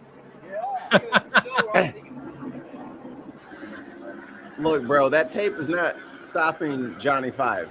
You understand? He's coming through. That's funny. The reporter's like, hey, how come the robot gets to go over there? That's not fair. We'll probably have to do it on Thursday. Don't let me forget about the 350,000 Haitians in the U.S. that had temporary protective service status. Trump tried to erase all their shit and have them deported by today. He wanted a big raid in Springfield, Ohio this morning to round up all the Haitian people that have been here. The ones that he accused of eating pets. He tried to get them mass deported this morning, and it didn't work because a judge stopped them. We will get to that. Can you play that Dinesh one up there? It's the number 2 video. I want you to meet Ethan Schaefer. Ethan decided to be racist to me, of all people. It starts off with Ethan white knighting for Whitney Cummings. He makes sure to take an apolitical stance, and so I respond and say, if you're not political, why are you chiming in? You know what I mean? He seems to have a lot to say for somebody who doesn't want to be a part of the conversation. Right. Then he tells me, I know what you mean. Go back to 7-Eleven. Yeah, all those independent people out there. Just like the libertarians last week who wanted mass war all over the fucking world. Just attack every country, but I'm a libertarian. My favorite thing about them is that they'll label themselves whatever they think will get them out of like actually having to cop to their fucking ideology. Oh, I'm independent. I'm a libertarian. No, you're not, bro. I'm agnostic. You don't know what that shit means. Fence setters. Who's that? I'm agnostic. Yeah. How can anyone really know? Unbelievable. It's fine to not know where you stand politically, but you have to know that you don't know where you stand politically. Or be willing to say, I believe this and I believe this. Right. But have a reason for it, not just because it feels internally correct. I mean, I think it's internally correct to eat cookies all day. It's not externally correct. It's not independently correct. Like I might think that that's but I can't tell my kid that. I have to eat fruits and vegetables in front of my kid so she knows that that's the right thing to do. Like it's part of it. Yeah, like I'm not gonna. Broke my ass. Like I'm not gonna go out there and tell people that I'm not liberal or that I don't believe certain things because I don't agree with all liberals, or like I have voted for Republicans in the past. Like that still makes me pretty fucking liberal. Like I'm not gonna be like, oh well, both sides, I guess, guys, right? No. You know the reason why we don't like all those presidents is because most of them, all of them, I don't fucking agree with because they're not left enough for me. They don't want Medicare for all. They don't want free college education for all. Like they don't want the things that I want. So I don't fucking like them. Are you tired of the both sidesing that's always happening in politics? Try the famine party. We're progressive. We want universal health care for everyone as a right. Higher wages for teachers. What else do we want, Tim? Hop in here. We want no student debt. Forgive all student debt. College and universities should be free, or at least reasonably priced so that people can afford to pay them and go to school, work and go to school at the same time. Abolish ICE. Abolish ICE. Everyone gets a bar of candy. Unless you don't want it. Then you can give it to your neighbor. Yeah. Wow, I'm on the spot a lot here. I'm trying to think of a real one that I haven't thought of yet. Tax the rich. Yes. I'm real close to eat the rich, but tax the rich. Tax them first. Tax them first, then we'll see what happens. We will tax them first and give them an opportunity to do the right thing. Other than that, I think I think there should be some federalization of some of our industries to remove democratic socialism. I think the tech industry should not be held in the hands of Elon Musk and Zuckerberg and Bezos. They have proved to be poor stewards of it. Like at this point, every fucking company and network online is guilty of like horrible crimes at this point, to the point where they should have already lost their ability to do this. But we want a free and open internet, and I get that, but we need independent people keeping it independent, because these people are not doing that. So a true free internet. Campaign finance reform. That's a boring but important one. Border reform. I want at least 10,000 immigration judges. Oh yeah, way more than our 700 that we have right now. If we're gonna get 80, because ICE isn't fixable at this point. There's no way to reform ICE. Get rid of it. Go bye bye. Reform the immigration system so that people can get citizenship properly, and reform it so that we don't have, like, reform the asylum system so that people can seek asylum without being fucking harassed. Right. Well, that's what I'm saying. If we had the judges, they'd be actually able to go through the cases and determine whether or not people have a legitimate asylum claim or not. But for millions of people to claim it in a couple of years, and us to only have a lower and lower amount of judges, is only gonna, I think the backlog is at 3.1 million. Yeah. So do the math yourself. How long it's going to take 750 judges to do 3.1 million cases? A long fucking time.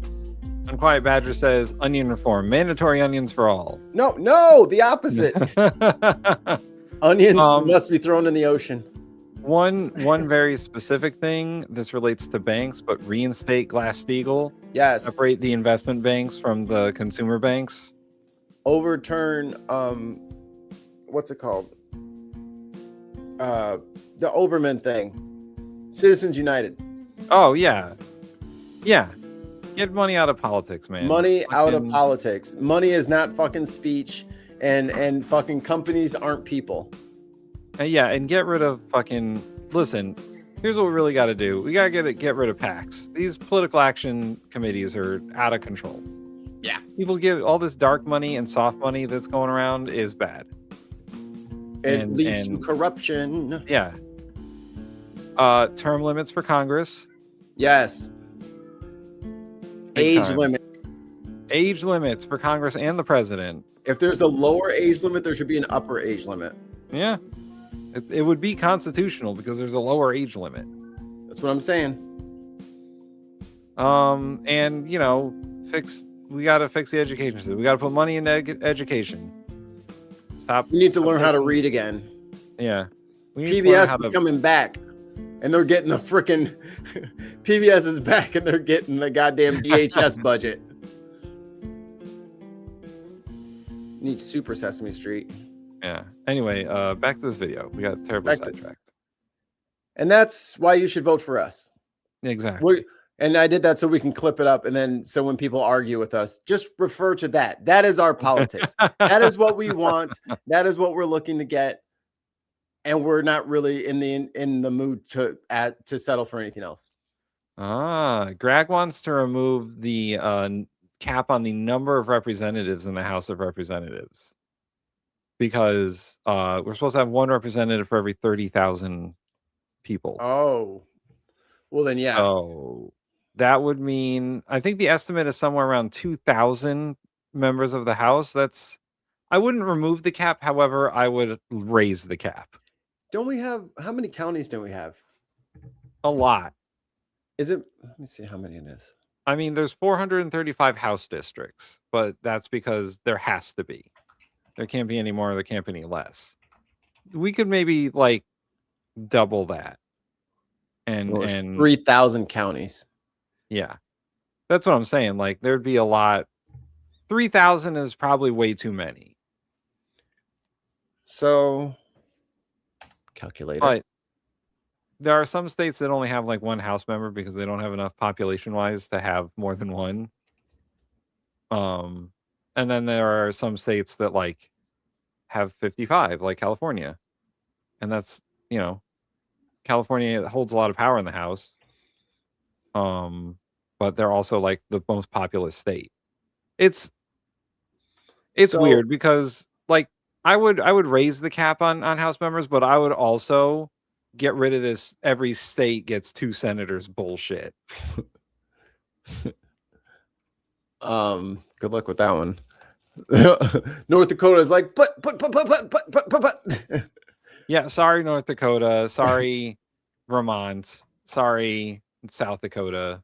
You don't get 2 senators. You're not that important. So how many do we have currently in the House? 435. So there's 343 total counties. And I think counties is how this should be districted, despite whatever they fucking say. So whether they want to pick and choose, and this goes towards like map making and shit like that. Like it should be like the counties are already set. You have to take the whole county. So no gerrymandering. So if you can pick which ones you get, but someone's got to get them. You know what I mean? So if the 3,143 counties were divided with 8, so each congressional member had 8 counties, which is not an unreasonable area. Yeah. But on average, they'd have to take 8 of these counties to be in charge of, or to represent. I think that's reasonable for them to have a whole year to do town halls and to get back and forth and get with their constituents. I think and then that would give us 393 Congress people. So you could fuzz it down. So they'd be right around 400. And then they'd have between 8 and like maybe 7 and 10 counties that they'd have to be responsible for. Here's an issue that we might come across with that one. Connecticut doesn't have, well, it does have counties, but we don't have county government. That's fine. Counties is like a holdover from when we did have county government. Even if there's not like a county clerk and all that stuff, just so that you have those lines are already set. Yeah. And that's what I'm saying. Like you can't fuck with them now because we've already agreed to where all these boundaries already are. So we're going to use those county, and it's too late. We already know where the counties are. You can't change your county lines, but they can redistrict what the districts are. Mikey, going by counties is a bad idea. Look at Texas. Houston has 3.5 million. It would take over 150 counties otherwise to hit that population. I think he's saying that certain counties have a population disparity over others, like a big one. Right. But I mean, if you look at the first district, which I think is Houston, where Jasmine Crockett was, it is those counties anyway. Like that's the district already. Yeah, but they're supposed to be a bit more equally divided by like the number of people. That's where the gerrymandering comes in, is it's they're trying to figure out how can we most equally distribute the population, and then they do it by whatever their metric is, and then they gerrymander the fuck out of it. I would say if you're gonna do something that's a bit more equal but have more House members, and stop letting the parties draw the lines. That's the craziest thing I've ever heard, is letting the parties draw the lines. Have independent commissions draw these lines. Ooh, here. I don't have a here. This is kind of a visual. What if? All right, get up there. Get up there. Let me click. Can I click on this picture? Okay. See how click, bitch. Open image in new tab. Sure instead. Okay. So it's not even getting bigger. I hate it when it does this. So what I'm saying is, all right, crazy theory. What if you didn't get to pick which 8 or whatever you were responsible for? Because my whole thing is, it shouldn't be about like this is a fantasy world, obviously. So it's not so much about like these pockets of this and this pocket. No, I want the elected officials to be responsible for the constituents that they get, not the ones that they want to pick out or whatever. Like Tim's saying, like where they're just at this point just picking their voters. I want them to have to serve whoever they get. And then when we do have a census and it's redrawn, well, who knows who you're going to have to take care of this time, but you're going to have to take care of them if you want to keep your seat. I think the problem there is there's going to be a discontinuity between the Congress people and the people they're serving then, because there's a chance it might be different people.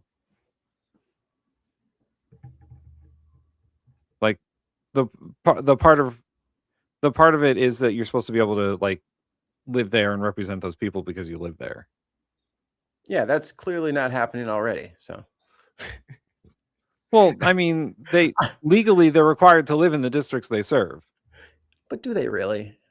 I mean, they own property, I assume, at the very least. Oh, there you go. So they have a townhouse there. Well, it has to be their primary residence. It can't just be like a vacation house they bought. Right. They live in they live very frugally. All their mail gets sent there. They're very frugal, Tim.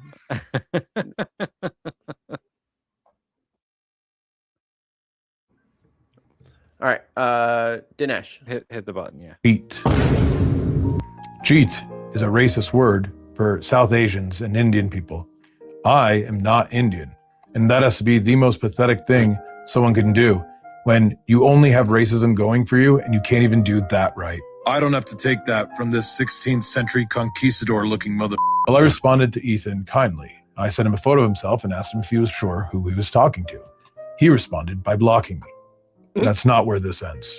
I decided to look into Ethan, and to be honest, I didn't get enough screenshots, but there's one consistent theme across all of his social medias and his movie ratings page, whether it's on his Facebook or anything else. He loves Kevin Smith movies. Obsessed, whether it's Dogma, Jay and Silent Bob Strike Back, Clerks especially, or any of the other ones. And look, hey, I'm not putting you down for that. I'm a fan myself. In fact, I was a big fan of the animated series, and I even went as far as reading the comics. Have you ever read a Kevin Smith Daredevil? Because it is wordy. Kevin Smith exploits Daredevil's lesser known power, which is to never stop talking, just like so much dialogue. But I read it. I like it. I like the whole thing. In fact, here's a photo of me from like 15 years ago with Jason Mewes, and it was right outside of Comic-Con. And so after you blocked me, I posted a screenshot of what you said, and I tagged the lead of the movie Clerks, you know, the one you have quoted in your Instagram bio. This guy, he happens to follow me. And he probably thinks it's creepy that I'm holding him in my hand right now, so I'm going to put this down. I tagged him so he can see your behavior. You're going to have to learn shame one way or another. Oh my God. But what I didn't expect was that Brian O'Halloran responded. He said, racist. He's talking about you. And then he let you know that Clerks wouldn't have even been possible if it wasn't for the generosity of the same people you show so much hatred towards. At the same time, the fact that he even knows who I am blows my mind, but him saying all those nice things about me is like, I'm flattered, I'm starstruck. I mean, could you imagine me being a fan, so much so that I have his toy? Can you imagine how that might make me feel? For him to say something so nice to me. Very good. It makes me feel very good. And I just wanted to make sure you knew I got to feel that. At the same time, he said racist about you. That's hilarious. I'm going to keep finding these shameful clips. Oh my God, I just had it. Oh my God, I just had it. Oh my God, I just had it. Can I make it in time? Come on. Please process faster. Why do you take so long? There we go. Shame. Shame. Shame. AIDS, baby. Anytime I find somebody getting publicly shamed for being a shithead online, I am posting that shit. That's funny. All right. I think this will be the last one because I gotta go do stuff at some point. Sure, whatever. Yeah. Kevin Nash, professional wrestler, says there are no more rules. What does he mean? At the same time, I have not, since I can remember in my life, have been in a situation where I have heard of on the news there being an officer involved shooting / killing. You want to call it a murder? They can. I'm just saying what it is. So it's definitely a homicide because somebody perished. So officer homicide. I have never seen where that person isn't, for the sake of what the standard operating procedure is, that officer is relieved of duty with pay, pending an investigation. Right. Can I have your firearm? Not fucking walk up the fucking street, get in a van, and go to the fucking next fucking deal. I've never seen that before in my life. So when people say, oh, you've got this syndrome or you got that syndrome, no. You mean when people say that you have Trump derangement syndrome? It's catching like the plague. Oh man, I don't. Missionary. It's the same fucking thing that anybody that watched the Rodney King beating, when that fucking tape was finally, and the fucking fact that those fucking police officers walked, fucking, I mean, you've got to number one, know your history. You got to know how fucked up shit is. So you go back to that, which was what, 91? Mm-hmm. You go back to that situation, and if you're a person of color, that's fucking what your parents, like, they show you that, and they're like, this is what happens. Like, you need to fucking, this is how you get treated because of the color of your skin. And once again, what are we doing? It's not not because of investigation. Kevin Nash gone woke? Oh man. Now I don't know his political views.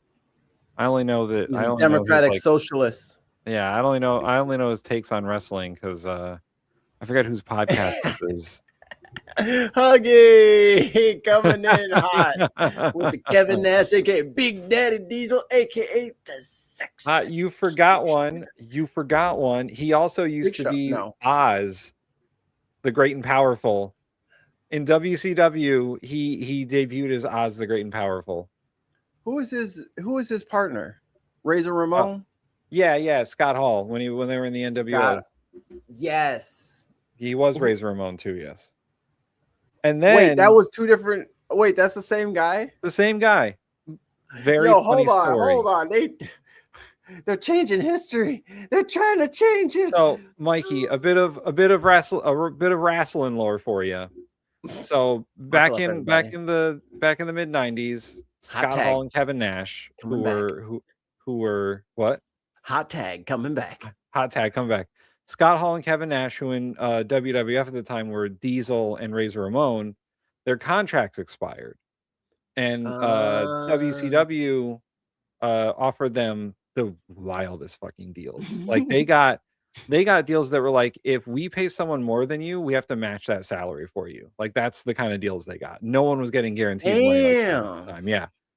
So they got deals with WCW to be Scott Hall and Kevin Nash. They used their real names because that's what WCW was going after at the time. And then Vince McMahon and WWF got two other wrestlers to be Diesel and Razor Ramon and tried to play it off like they never left. And the wrestler who played Diesel eventually became Kane, Glenn Jacobs. And I forget the name of the wrestler who they got to replace Scott Hall as Razor Ramon, but it lasted like 2 weeks, and they're like, "Yeah, that actually never happened." What the fuck? Because they were trying to be like, Vince "Oh, they never is left." such a piece of shit, dude. So yes, and his best fucking friend is ruining our schools. God damn. Yeah. Him and his wife, I don't think they even like talk anymore. Oh, you're talking about Trump is his best friend or his wife? It's definitely not his wife. Linda. No, it's not Linda. That's his best friend. He They're booed up with her. divorced. They're basically divorced. Well, call the lawyers. He's got the same fucking brain melty powers that fucking Trump does. He looks more and more like him and RFK are like merging into the same person. Every day they just look a little bit more like each other. We have any intel on a person. We're going by the fact that they look different than us. Well, Rodney King wasn't pulled over because he looked different. He was pulled over because he was speeding on. Oh, I think this is Kevin Nash's podcast. I thought he went on someone else because there's like a million of these fucking wrestling podcasts. All these wrestlers have their own podcasts. PCP and I understand that, but he fucking, I mean, did the treatment of Rodney King, did his offense warrant that beating? Well, that's a different question. Yeah. Yeah, and I think that's the reason we can't have. Why can't we have a discussion about? Look, where's our fucking YouTube plaque? We got to get to 100K. 100K? 100K, and then you get a plaque. And then if you get 500K, then you get a gold plaque. It took so long to get to 1K. And there's another one for 1 million, I think. All right, guys, start subscribing. We got to get to 100K. Daddy wants a plaque. Daddy wants a plaque. They're only going to send us one. Who gets the plaque? We'll trade off. We'll have to ship it every 6 months. We'll share custody. Yeah, that sounds fair. Enforcement in this country anymore. And if you read our board, there's plenty of stupidity on there this week. Why can't we have it? Yep. Yeah, Triple H went fucking over there to do like the president's new like exercise program for the country or whatever. What's his name? Like his real name? Paul Levesque. Paul. Fucking Paul. Paul Levesque. Hunter Hearst Helmsley. Fuck out of here. His name in WCW was Terror Rising. Boo. Discussion about law enforcement where we take honest stances, even if they break with party. Nobody can stand there and lecture me, you, or anybody else about respecting law enforcement if you're fine with everybody that stormed the Capitol, put those officers alive and killed maimed officers, wounded officers. WWE's going woke. Woke for people in the back. Even if they break with party, nobody can stand there and lecture me, you, or anybody else about respecting law enforcement if you're fine with everybody that stormed the Capitol, put those officers alive and killed maimed officers, wounded officers, and you're fine with them being pardoned.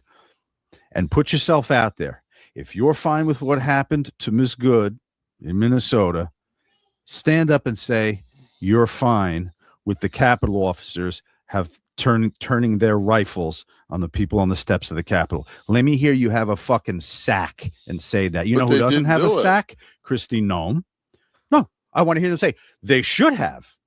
They should have matched the actions of law enforcement forget about disobeying, stop the car, plowing into the fucking building and murdering officers, succeeding in doing that, not clipping someone's knee with the front of the car. Let me hear your fucking balls to say that and break from your fucking party. I'll have respect for you if you do that. Look at these betas. I have respect for your opinion about. Look at these your fucking balls. Look at these clearly these whipped Democrats. They're not manly men. I mean, when they say it, it's like, yeah, he has a fucking strong point. Oh, what a strong point this guy. We say that shit, and just because I sound like a sidekick, and Tim sounds like the scientist, you know what I mean? Do I need to use my fucking D&D voice and fucking sound like a goddamn tavern owner or an old ship's captain? I think you need to do your Josh Johnson impression. Oh, you want me to do Josh Johnson? Josh Johnson. I could do Josh Johnson. I just have to like literally take no air through my nose the whole time. I don't know if he has a medical thing. I don't really want to rip on him because he has a hive, and I'm not trying to. I don't want his voice. Listen, he's hilarious. It's just his voice. He knows he sounds like that. He listen. The dude writes an entire hour set of stand-up comedy every single fucking week. Are they all good? No. There are enough good where he has like 1 million people following it on YouTube. Yeah. That's a lot of comedy writing. I there's no way that I could write a whole hour set every single week. Tim, It's if we fucking just crazy. if we just could get our shit together, I'm sure we could. But we're just so easily distracted. So easily distracted. We can't We help can't even get ourselves. through these videos. We can't do it. We have too much fun. About Minnesota. But you won't do that. Not us, KYL. That of course we won't though. No, you won't though. And that's why we can't have an honest conversation about law enforcement in this country. Because you take a side and ignore the other. Hypocrites. Anyway. See, I was angry last week, and now I'm at a point where my anger has turned to disgust. He needs to not have a microphone right up to his mouth. He's got the fucking trucker headset. It's like, dude, get him a fucking Yeti or something. What's going on, man? Put a fucking Big Diesel over here using the damn truck stop $15 microphone. What's going on? Put a fucking wind cover on that thing at the very least, because you can hear every time the dude takes a breath. Snarling. I'm disgusted that we just, and then we're gonna look into her wife. He's got the money. Look into her wife. We need to make sure, let's do an investigation on her. Let's have Shapiro go after fucking Powell with the DOJ investigation making that headset on him tiny. Because he didn't get back with them in like 20 days that they reached out to him about something on the Treasury building that's over budget. But what are they, 30 days past due on the Epstein files? So before that who in the DOJ? That's all Thursday's going to be about, by the way. Yeah. Underneath yeah, the I guess. microscope and says, this was passed. Still waiting by for them to go through Congress, everything. and Yeah, you're more not shit just abiding keeps by coming out. that. So I why know. should anybody abide by anything? If it's just fucking, it to me, it's like, what is it? Fucking, what's that shit that we used to, goulash. We're having fucking goulash for dinner. What's goulash? Hungarian. Whatever the fuck's left in the A refrigerator. little Hungarian goulash. Goulash is not whatever's left in the refrigerator. You just made that up. You just made that up. Man, that's like, what he means is like, I don't know, fucking casserole. Casserole's usually whatever's like left in the fridge. Oh yeah, we'll just make a casserole out of it. Goulash is a very specific like beef dish. It's paprika and beef and garlic and spices, like, can't just say that about goulash. I like goulash, by the way. All right, Kev.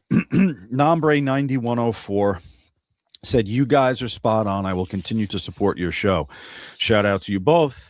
Kev, you've been official. Shout out to the D, two dope dudes.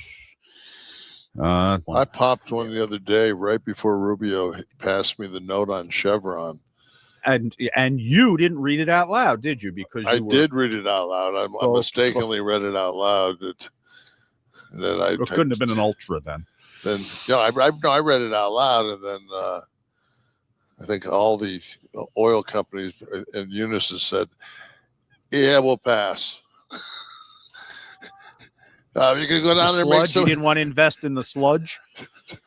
Well, I think it's like anything else. It's like Yeah, I think I was trying to see if there was anything else in there, but that's. I was giving him a minute to get to some sort of point, but there was no point to be made anymore. They're just talking now. They're just chatting. End your clip like a minute earlier. Yeah, y'all could have cut that. Just to be fair. Give me 2 more seconds. I had a redirect, but then the guy literally I checked over there and he just stopped this thing. Oh, Okay, So. well we can talk to the chat for a minute here. New to the chat. Democrats saving money by sheeting their pants and shutting down the government. I mean, are the Republicans saving any money? No. Shut the fuck up. They're running the highest deficit ever. And the Democrats aren't the party in charge. Yeah, they're not the party in charge, bro. Sounds like when you're in charge and you need help from the minority, looks like you're going to have to fucking compromise, doesn't it? Yeah. Yeah. Because or else it's actually you that are shutting down the government because you refuse to compromise with the minority. You know, 2 Republicans sided with the Democrats until they got fucking blackmailed into voting with the rest of the Republicans. So I'm Skyping, you know. I'm FaceTiming Trump right now unless you vote. I'll tell him. It's so funny that before they had that vote, Speaker Johnson was in his press conference was like, yeah, no, we're gonna fund the government today, and the Democrats are just obstructing everything. And then 2 Republicans vote no, and one was like, I'm not even voting, until like Trump came down and was like, listen, if you don't vote for this, I'm gonna primary you. Which, does that even matter anymore? Come on. Oh, here's another one. Same person. Epstein list is Democrat roll call, and Minnesota is the Democrats getting caught with fraud. That's just straight up rage baiting, but erroneous on both accounts. And wrong show. Wrong show. Definitely wrong show if Mark is watching. He lives in Minnesota and he will take offense to all of that. Okay. You good? I'm good. I'm good. We will see you guys tomorrow. For the dinner table, 1 p.m. Eastern, noon Central Time. Oh, I get to sleep in. All right. Y'all take care of yourselves, drink some water, and also stick around for Left Reckoning, who we are streaming out into, and drink your me.